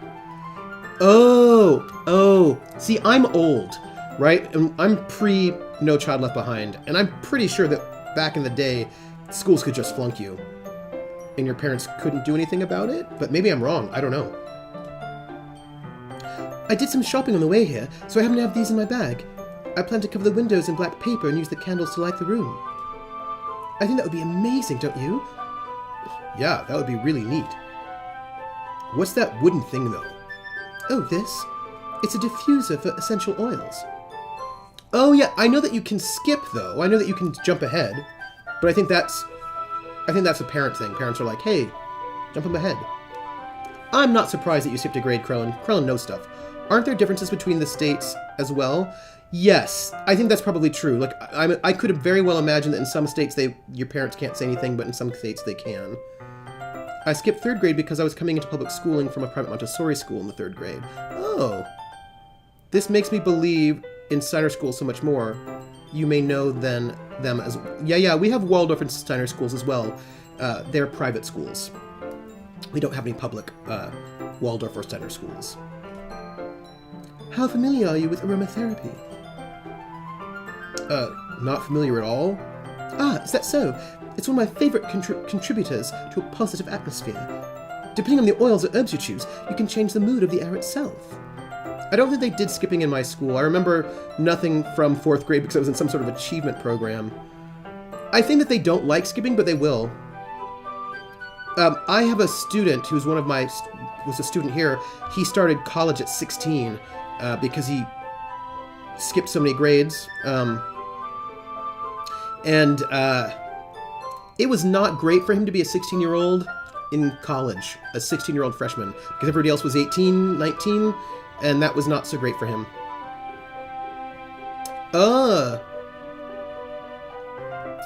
Good for skipping yeah. You can even feel it permeate. No. We don't have... Montessori and Steiner schools are all private schools. Yeah, I just feel like... Waldorf and Statler School. I see it. I see what you did there, Jer. Yeah, I just think that being a 16-year-old in college would be really socially hard. It was hard for him. He ended up taking a year off. Relaxation, positive energy, romance, reflection. It's almost like magic. Yuri takes the cylinder and pushes a switch on the bottom. In just a moment, a thin ray of vapor begins to spout through a small hole on the top. Wow, that smells wonderful. What kind of mood is that one for? This is a jasmine essential oil. It smells a little sweet and flowery, right? Yeah, that's a good way to describe it. I choose jasmine for the event because it provides more than relaxation. Jasmine enhances your emotions and helps you feel them flow through your body. I want to be Waldorf and Statler and then just make jokes in the balcony. You feel warmer and your heart pounds more heavily. KO gas. Don't you think it would be perfect for sharing our poems? It does sound suitable, but you seem to know a lot about this, so I'll trust your opinion with anything. Yuri smiles gently, clearly enjoying herself. She again reaches into her bag and pulls out several spools of thin ribbon. What are those for? I do enjoy jasmine. Jasmine is very nice. Well, did you purchase the origami paper I asked you to get? Yeah, I have it over here. We won't be using the paper for folding origami. What I'd like to do is write a different word on each paper. We'll need about 100 of them. Oh yeah? What will those be used for? Well, I'm going to cut pieces of ribbon to hang from the doorway of the classroom. Then we can fasten the paper onto the ribbons to create a doorway curtain. Oh, jasmine flowers are really pretty. Oh, I like jasmine.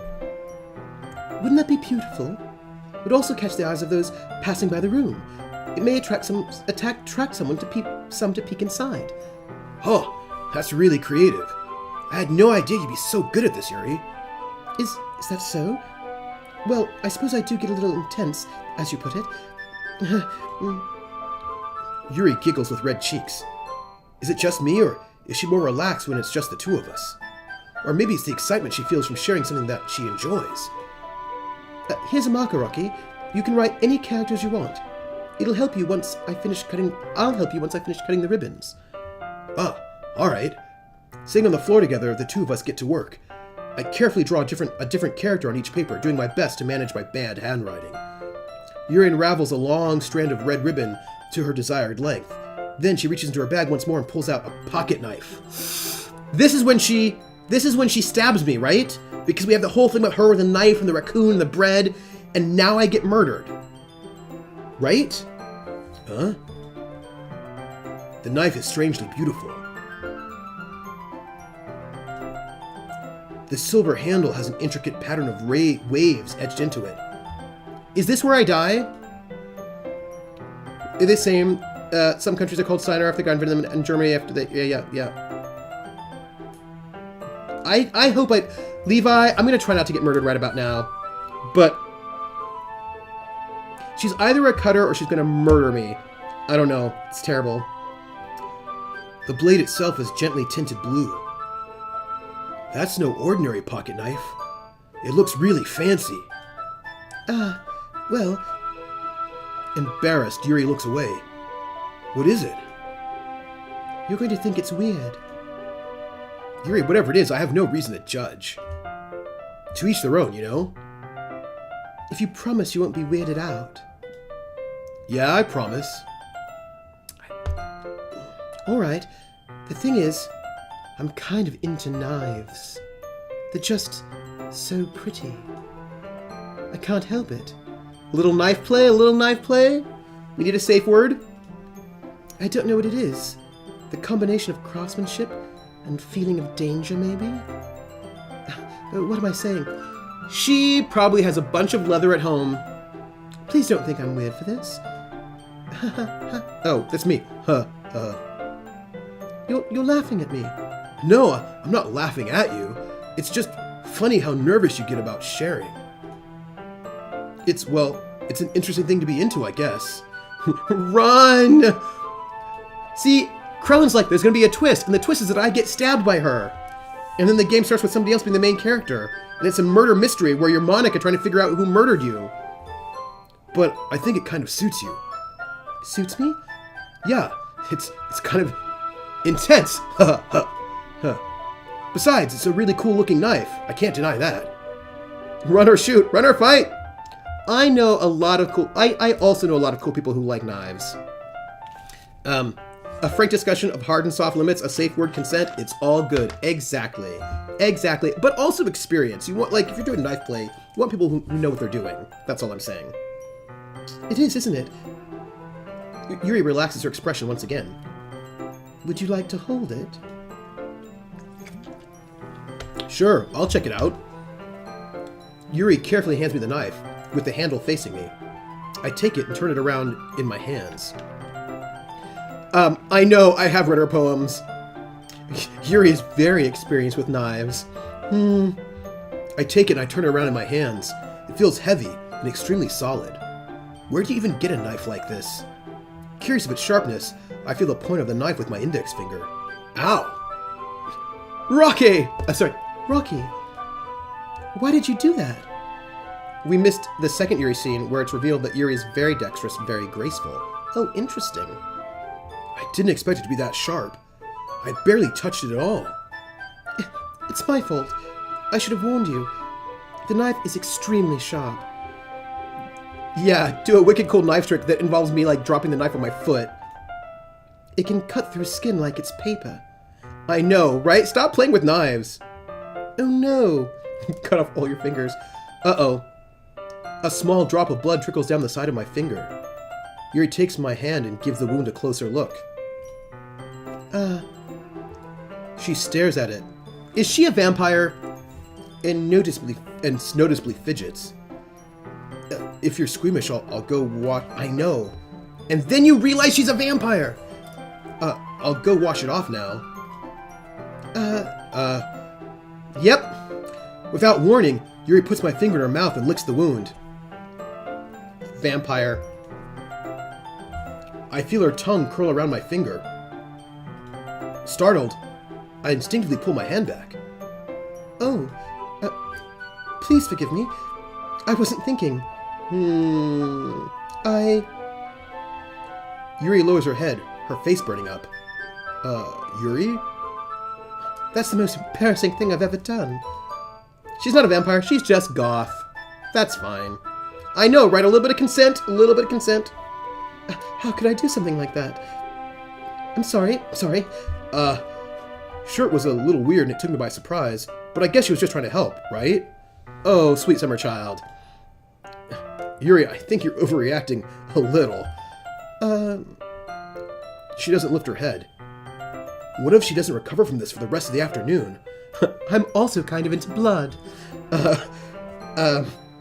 Alright, you know what? This might be a stupid thing to do, but I do it anyway. I take... Rocky! Okay, whatever. I take Yuri's hand and I lick her index finger in return. Rocky, did you really just do that? Now we're even. Huh. Yuri just looks at me like I did something wrong. I knew that would be a bad idea. If not for the sweet aroma of the jasmine oil, the air would be extremely heavy right now. You're so weird, Rocky. Yuri giggles shyly. I know. I don't even know. Like we're in a space. Huh? Yuri calling me weird? I have no response to that. Where do you keep your bandages? I don't think I need one actually. It was just a tiny cut. Look, it already stopped bleeding. I see. That's relieving. The tension is quickly lifted. We each resume our respective activities. I watch Yuri's knife cut through the ribbon like it's nothing but air. I know. I don't even know. Meanwhile, I continue to make progress on the paper. After we finish attaching the paper to the rhythms, we lay them all out side by side. Yuri thinks she's the weirdest girl on the planet, so seeing other people be weird is a huge turn-on for her. The chocolate scene is fairly flirty. I don't even know! Looks better than I expected and will be really effective as a door curtain. It looks great. Good thinking coming up with this, Yuri. Ah, thanks. Oh. It's just something I saw online, really. Are you ready to move on to the next task? Edgy and weird. Yeah, let's do it. What do you have in mind? I'd like to create a banner and then also do a little bit of bondage. I'm just asking. Well, I don't like Yuri. Yes, Rocky, ballsy move. Wait, Yuri, bit hypocritical, but I don't understand any of y'all girls. I'm over Yuri. Just Monica. That's why I asked you to buy the paint tablets. Ah, that's right. One of the items Yuri had asked me to buy was a kit of watercolor paint tablets. We'll need about 6 cups of water to put each of the tablets in. Do you mind fetching those for us? Of course not. But I don't know. What if we're just like Vampire the Masquerade? I don't know. 6 cups of water. I'll be right back in a minute. Thank you very much. Oh, and just a little bit of water is okay. If you fill the cups too much, it will be too diluted. Taking Yuri's advice, I decided to use small plastic bathroom cups rather than full-size glasses. I put them on a plate to catch any paint that drips, then bring them back into my room. Yuri? Yes? Oh, yeah. Yuri's a cutter. Uh-huh. Yuri is a cutter. That's what it is. I come in to see Yuri quickly unrolling her sleeve, pulling it back over her arm. Nothing. Your face is a little red. Is it too hot in here or anything? No, not at all. There's nothing wrong, so let's mix the paint. Yuri hurriedly dismisses me and takes it upon herself to unwrap the tablets, dropping them into the cups. So, I thought we would do something simple that would look very nice. I'd like to paint a gradient across the banner, starting with the colors for sunrise, then daytime, then sunset, and nighttime.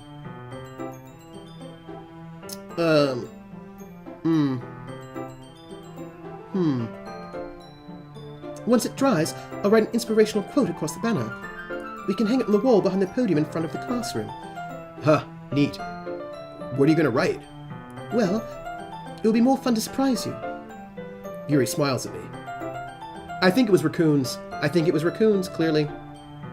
If you say so. It's totally raccoons. After rolling out the banner, Yuri and I kneel on opposite sides so we don't get in the way of each other. Yuri uses a brush and adds a few dots of different colors across the banner to serve as a color guide when we paint. This kind of reminds me of elementary school. Painting on a banner with watercolors feels a lot like the art class projects we had back then. It's relaxing. isn't one of the poem words, sadly. It is a good safe word. I'm so sorry if this feels too childish. No, I didn't mean that at all.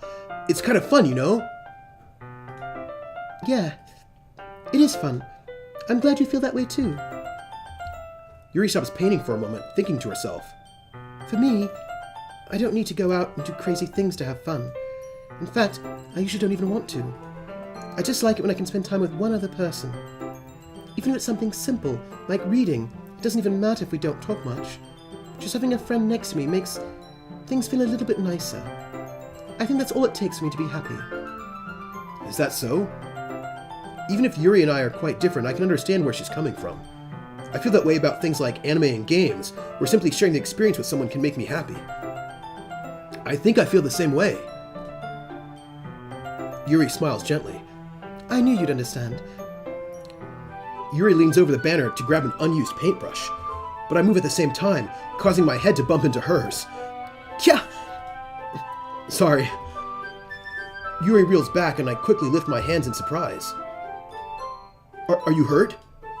No, I'm not hurt. It just startled me, that's all.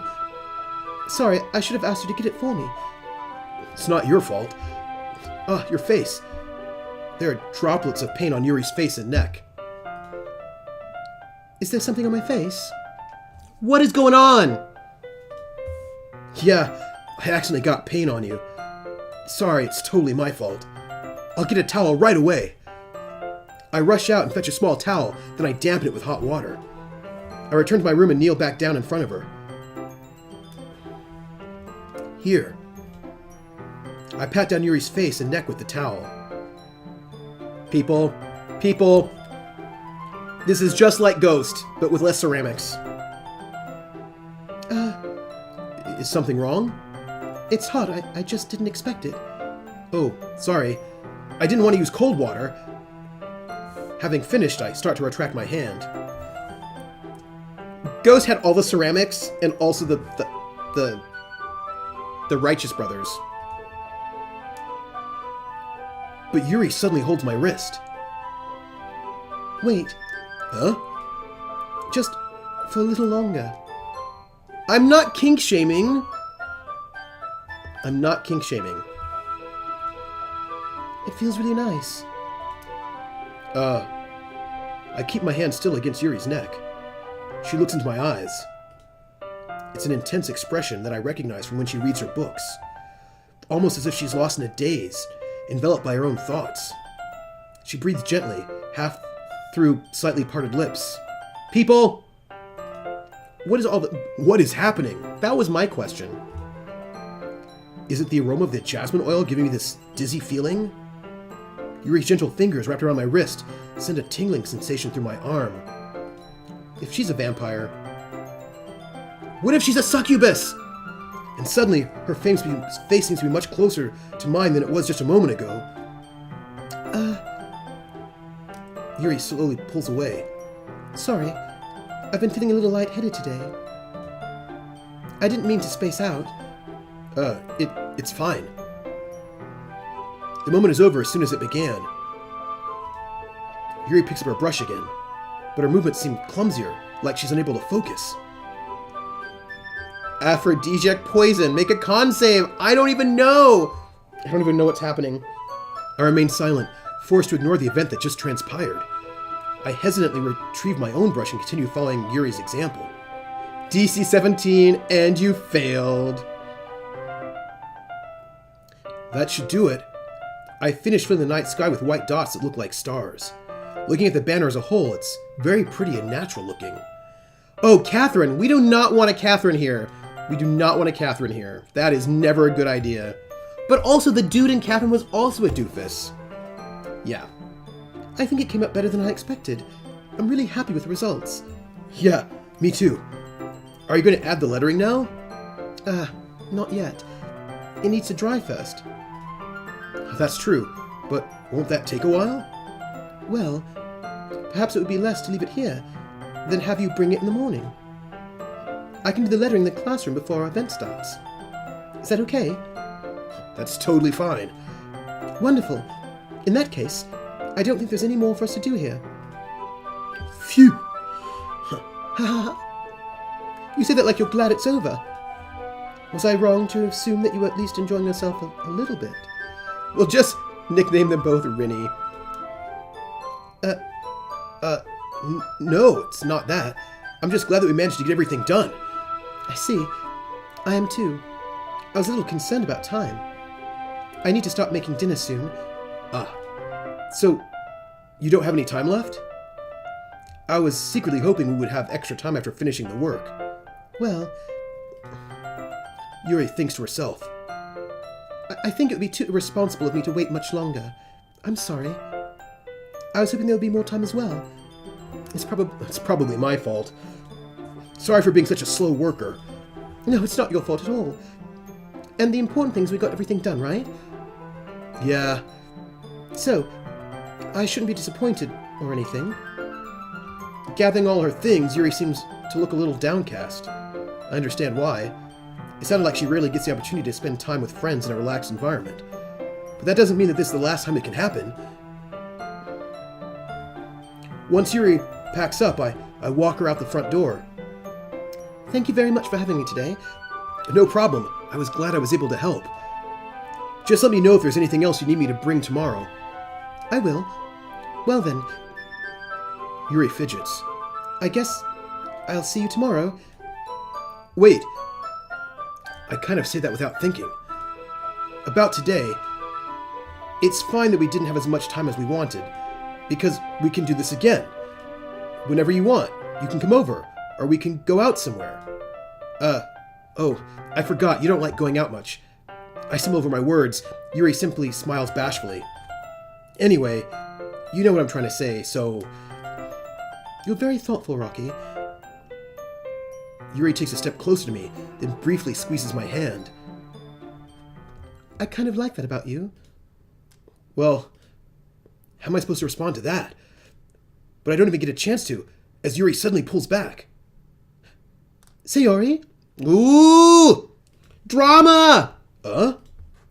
Hi, Rocky. Sayori.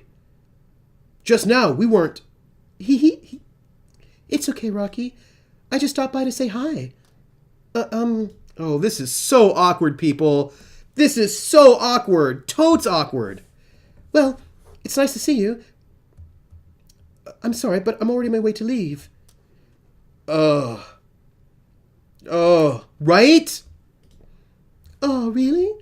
That's too bad. I'm sorry, but we'll all be together at the festival tomorrow, so... I know, that's never good. That's never good. So, that's fine, all right? I know. Of course. Of course. Or, believe me. Like, that's another one. Sayori beams. It's not what it looks like. It's totally, I don't even know. Yes, so, I'll see you tomorrow. Clearly embarrassed, Yuri hurries off. Sayori waves goodbye after her. Sayori, I thought you didn't want to come over today. Well... I don't know. I don't even know. I know, right? But, it's like everything before but is bullshit. I tried staying in my room, but my imagination was being really mean to me, so I had to come here and see it for myself. See what? What are you talking about? You know, how much fun you were having with Yuri. And how close you got to her. Were you peeping in my window? It makes me really happy. And her face broke. I slipped, and her face broke my wall. I don't know what was going on. Oh my no! Oh no! That you've made such good friends. She had tears in her eyes. That's all that matters to me. Yep. Tears start to fall down Sayori's face. That's all that matters to me. Why am I feeling this way, Rocky? I'm supposed to be happy for you. Why does it feel like my heart is splitting in half? It hurts so much. Everything hurts so much. This would be so much better if I could just disappear. Sayori, don't say that. It's true, Rocky. If I wasn't here, then you wouldn't have to waste your sympathy on me. You wouldn't have to put up with me being selfish. Monica was right. I should just... Wait, what did Monica say? Monica? Wait a minute. Monica was right about what? Sayori? What I said before is true. I'm not going to let this continue. Caring about you like this isn't the burden your mind is making it out to be. What did Monica say? Is Monica evil? It's just something that makes me happy. It's something that I wouldn't trade for anything else. So even if it takes an entire lifetime, I know! What did Monica say? I'm gonna be by your side until you don't feel any more pain. You don't... I know. But... Sayori looks away. I put a hand on her shoulder to reassure her. I'm scared, Rocky. What's going on? I'm really scared. Maybe she's a vampire. I don't even know. What are you scared of, Sayori? I'm scared that I might like you more than you like me. Monica's also a dumb teen. Sayori? It's true, isn't it? I was weak and started to like you too much. I did this to myself. I know. Rocky, I like you so much that I want to die. None of this is good. This is all bad. This is all bad. All bad. That's how I feel. And... That's enough, Sayori. I don't want you to hurt anymore. I slide my hand down Sayori's arm and squeeze her hand in my own. Oh, no. Do you remember how I said I always know what's best for you? Do you still believe me? This is all bad. Now we're moving into an unhealthy relationship. Right here, unhealthy relationship. Unhealthy. We need adults. Unhealthy. Wordlessly, Sayori nods. Even if you don't understand all of your own feelings, I know what you need the most right now. This is like, do you see all the red flags of badness right now? That's what I know! An adult! You need an adult! An adult. Unhealthy. And that's what I'm gonna give you.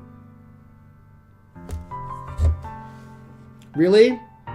Okay, so let's, yeah, Rocky needs an adult right now. So here's what it is. This is what we've got going on. I would be like, I'll always be your dearest friend because I am not about unhealthy relationships, but Rocky is stupid, and I think Rocky would say I love you. Right? This is like... Yeah, this is exactly right. Rocky is like, oh, it's fine. I can fix you. I can fix you. This is totally what Rocky would do. Rocky would say I love you.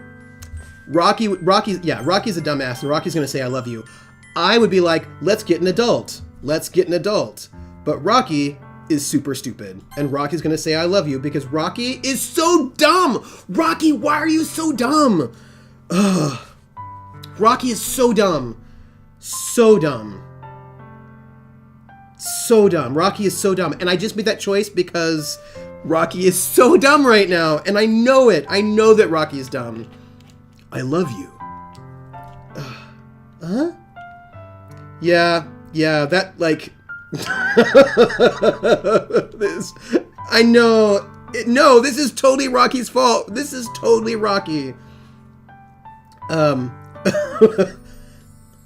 Those are my true feelings. So... there's no way you could like me more than I like you. I should have realized it sooner. But spending time with everyone at the club? I know. Yeah. Making new friends and having fun with you every day, it helped me realize that you were truly the most important person to me. That's why I'll accept any of your burdens. Wow, Rocky, you're the worst. As long as we continue like this every day. Friends don't let friends play DDLC. Oh, I know. This is... the point is adults. Don't get it at this first place, kids. I know. Oh, so this is what... so then he becomes a boxer. I get it. From my wife about the shipping. I've turned you into a monster. What have I done? She introduced me to shipping. Nice. Oh, no. With you by my side. Then I know we'll both be happy. Rocky... Suddenly, Sayori wraps her arms tightly around me. Friends, just make sure friends understand the warnings are not fucking around before playing DDLC. Oh my gosh, can I just tell you, Rocky's not smart. Rocky, is this really okay? Yeah. I hold Sayori in my arms and pull her closer. You'll never have to let go of me again. Yeah. So anybody playing this game, this is not how you help people. Rocky's a dumbass. We know he's a dumbass, and so we have to play him like a dumbass. We have to be committed. We're being method here, but this is not how you help people. Get an adult. Yeah. I love you, Rocky. I want to be with you forever. Me too. I feel Sayori's grip around me weaken a little bit. What is this? Sayori? Sayori? I'm supposed to be happy right now. I always thought this would be the happiest moment for me. But why, even now, why won't the rain clouds go away? Because you have depression and you need to see a therapist. Always trust internet quotes. This is what we've learned. They're not going away at all, Rocky. No. Yes. Why? Yeah, why isn't my depression magically cured? That's not how... this is just not how depression works. It's okay, Sayori. It might take some time for things to get better again, because I don't know how depression works at all because I'm 15. But no matter how long it takes, I'll be there every step of the way. Yeah. That's all that matters right now. What matters is getting... Oh, okay. I trust you. No! Get help! Sayori and I slowly release each other. So, I guess that makes the festival tomorrow our first date, huh? Hee hee. What are you saying? I don't want to think about those things, you know? Yeah. I want everything to be the same as it always has been. Even if we really are a couple. I don't know if I could handle anything more right now. So then you don't pressure her, Rocky. It's really new and scary to me. Rocky, don't you pressure her. I understand. We'll go at whatever pace suits you best. At least Rocky's not that much of an asshole. Pardon my language. Hey, Rocky? Sayori gazes at me once again, smiling sadly. Even if I get really, really sad, this is the best thing for me, right? Wow. Huh? You know, I've never seen anyone tell Sayori I love you and try to fix her. Oh. Because everyone knows it's a bad idea. No, it's a terrible idea. Like, it's a terrible idea. But I just figure that Rocky would totally do that. Because, oh, a nail. See, a nail knows that Rocky is the worst. Huh? I don't really understand what Sayori means by that. I will fix you. Are you saying that this is making you feel sad, Sayori? I don't know. I don't understand what I'm feeling. It felt like a bunch of thorns when you told me you love me. But that's why I want to trust you. You know what's best for me. Wow, so unhealthy. So unhealthy. This is all, this is like, you know there's like bad idea jeans? This is like an entire jean store of bad idea jeans. Yeah, I do. You do not, Rocky. That's my promise. And you cannot make that promise. You don't even know. Oh, no, yeah. Jordan, no girl, no. No girl, no. I say that, but in reality, I've never felt more uncertain when it comes to Sayori. I know, it's the worst idea. Trooper, you should keep playing until the super obvious stopping point. You don't need to guess where it is. It will be super obvious. 50 Shades of Doki Doki. So there's an obvious stopping point where we should go? Okay. I know that I love her and she loves me, but I'm having as much trouble understanding Sayori's feelings as she is. Even though I can comfort her, I keep wondering if I should be doing something more, something different. Get an adult. Get an adult. I know these thoughts will continue to plague me until things are back to the way they were. Is that what Sayori meant by not wanting anything to change? I don't know. But I know that I'll give it everything I've got. Sayori's the most important person to me. And I'll do whatever it takes to have a happy future with her. Can we retroactively just have Rocky punch himself in the head until he falls unconscious? I feel like that could be a quick time game. Yeah. Unless you want to power through for the rest of the evening. Something more, like getting her help? Nah. This is where you... Yeah, right? This is where you go to get professional help. Yeah, in that case, nope. Oh, it's the day of the festival. So here's the question. Do we stop right now because it's the day of the festival and wait till the next until the next. So, all right. I need to take a poll from all of y'all. Here's the question that I need to ask you all. Do we stop now? Is this the stopping point? Or where's my trail? There it is. Is this the... Hold on a second. Why does that say... Okay, we're good. Do I want to leave? She doesn't need help. We can fix her with sex or some BS. Yeah, right? Yeah, no, it's the worst. Keep going. There's a super obvious... And you don't want... Oh. Okay. But... Oh. Wait. Krellin, is this stopping point in 45 minutes? Or is it in like 15 minutes? That's the question. Is the super... Oh. So if it's like 15 or so minutes, vote stop. It's been 3.5. No.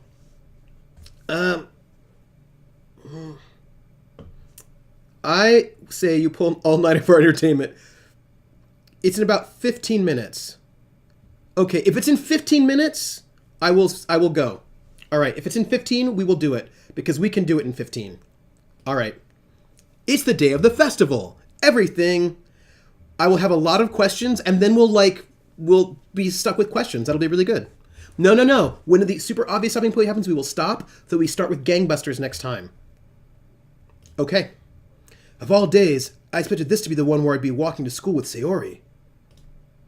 But Sayori isn't answering her phone. Is this... I considered going to her house to wake her up, but decided that's a little too much. Meanwhile, no. Like,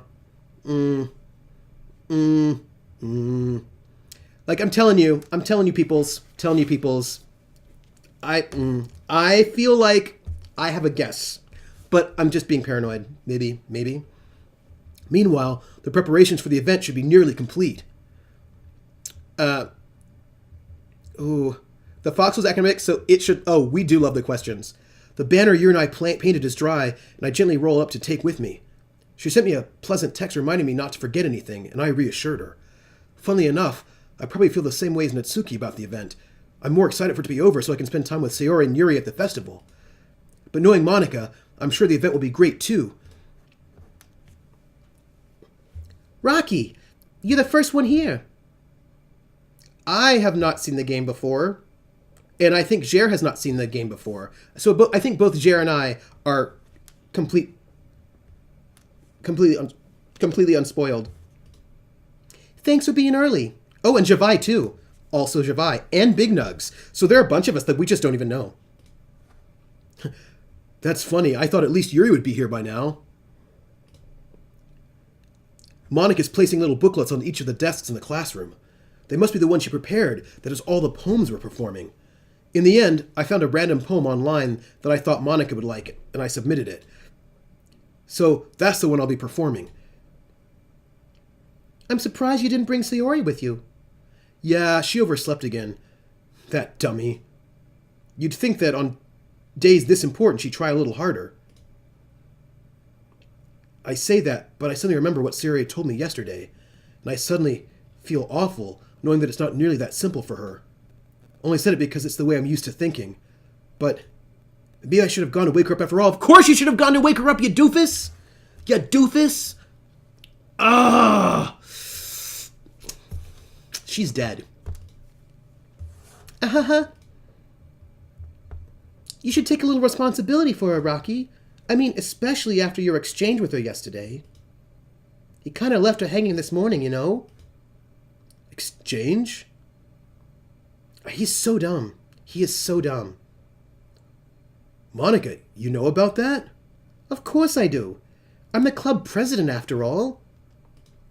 Oh, I know. He's so dumb. So dumb. But... I stammer, embarrassed. Did Sayori really tell her about it that quickly? That we're a couple now? I didn't really plan on bringing it up with anyone yet. Jeez. You don't know the full story at all, so... Don't worry. I probably know a lot more than you think. Huh?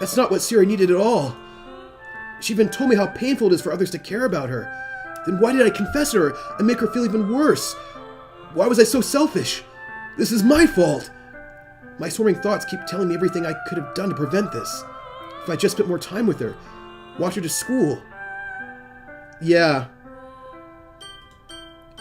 And remained friends with her like it always has been. Then I could have prevented this. I know I could have prevented this. Screw the literature club. Screw the festival. I just lost my best friend. Someone I grew up with. She's gone forever now. Nothing I do can bring her back. No, the thing is, I was actually going to go and look for that traceback file because I wanted to see what it was. This isn't some game where I can reset and try something different. I had only one chance and I wasn't careful enough. And now I'll carry this guilt with me until I die. Nothing my life is worth more than hers. But I still couldn't do what she needed from me. And now, I can never take it back. Never. Never. Never. No, the thing is, C. Tidwell, is that I actually program in Ren'Py, the language that this is programmed in, and my first thought was like, oh, I bet I can go and crack in to get the traceback file and find out what it is. It was one of the things I was thinking about doing because I was like, I know this program. Never. Never. End. Yeah, no, I program in this language, and I'm working on a game right now. Oh.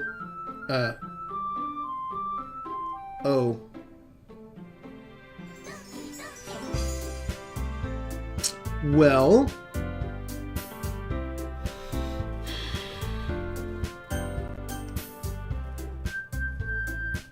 Gang. Yeah. So I think this is the stopping point, but I don't know if we can save. So I want to press this button. Okay. We've got some stuff going on, and we're going to save right here. So let's look at that. Let's take this slot, shall we? Yeah. Yep. So, gang, here, let's go here. So, oh, you just restarted that point. Oh, okay. Oh, so they're using some persistent variables. Oh, the use of persistent variables, very interesting. I didn't know I didn't need to save. Well, gang, I will tell you, I saw that suicide coming. Yeah. Yeah. That was a thing, but we have to come back next Thursday to find out what is going to happen. What's going on? Yeah. So, yeah, me too. So, I have lots of thoughts, but I have to think about them a little bit. I've got to see if I can, Oh, I am so sorry about that, Ice Bunny. Yeah, no, that poem was really... Oh, thank you for being here, C. Tidwell. Yeah, they telegraphed it. They didn't give a specific warning, but they telegraphed that. That was like, if I was not going... Like, if I were... Yeah. Yeah. I will say that if I had triggers around that, I would know before it happened that I needed to stop. So I would say that. And I'm so sorry. Oh, somebody's watching me, and I have no privacy. Whoa, I always feel that somebody's watching me.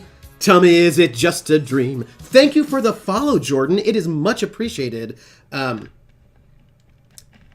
Yeah. Well, yeah.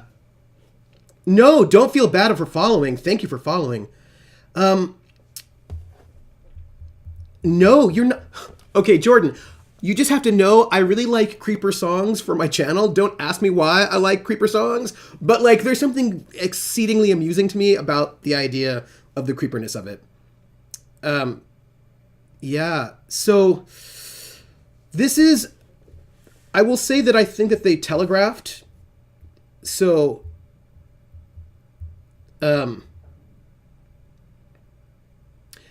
that's, oh, it's so tricky because triggers, well, look, there's a whole conversation to have about triggers, and yeah, it's true. I just need an excuse to sing. So here's what I want to do. I want to have a discussion about trigger warnings. Not right now. I want to wait till the game is done, and then I want to have a discussion about it. And we're gonna think about it. This is what we're gonna do. We're gonna think about how to have a good discussion about trigger warnings. That's, I don't know. What the funny thing about triggers is that triggers are really idiosyncratic, and yeah, we have a discussion to have about this. I want to have a big discussion about this, but we should wait until the game is done, and then we will have a discussion about it because there's a lot to talk about, and I want to talk about it. That's what I want to do. So we gotta go, everyone. I'm Trooper SJP. This is the Academic Foxhole. We have a Discord, and you should all join it if you haven't. And it's where we go when we talk about things. I think we should probably Discord wait a little until after this one is done for this discussion. Yeah, so we have to think about this. We're gonna have a really good discussion. I'm really excited about it, and I want to thank everyone for being here. All the battle buddies are amazing. You're all really wonderful parts of the community, and I'm very thankful for you all. And I'm really looking forward to this conversation. I'm looking forward to it. So, thank you for being here. Follow if you like. We have a Discord. Join up if you will. Tomorrow I'll be playing Dragon Age Inquisition at noon Eastern Time. And next Thursday, we will be playing part 3 of Doki Doki Literature Club. Ooh! Somebody's watching me, and I have no privacy. Whoa, I always feel that somebody's watching me. Tell me, is it just a dream? Thank you for this. Thank you for following C. Tidwell. It is very happy making having you in the community. We're now at like 270 followers. We're gonna do something really amazing. Like we'll do a 12-hour stream or something when we hit 500. Krellin, I actually dated someone with very serious PTSD, with really serious triggers that I would have to deal with quite regularly, and her triggers were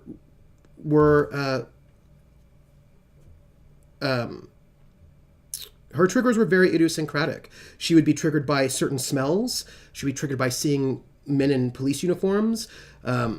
So, for example, her triggers were like, we will talk about this later. We will talk about it later. So, everyone, I want to thank you all for being here. I will see some of you tomorrow, and I will see some of you next Thursday for part 3 of Doki Doki Literature Club. That's what we're going to do. I'm going to go and think about it. Everyone, take care of yourselves tonight. Listen to music that makes you feel better. Do the things that make you feel good, and I will be on the Discord in case you just want to chat. So take care of yourselves. Be kind to yourselves, and I will see you. Yes, take care of yourselves. Drink some tea if that makes you feel better. Listen to some music that makes you feel better, and know that I'll be on the Discord and you can chat with me there if you like. I'm gonna go make a sandwich for dinner, and that is it. Everybody, take care of yourselves. Going back to watch Crit Roll fight a Kraken. Yes, love to everyone, and we're gonna talk about this. We're gonna talk about it. Take care, everybody, and take care of yourselves. Take care. Good night, everyone. Know that I'm thinking about you, and I'm sending you good thoughts, everyone over there on the internet. Bye, everyone.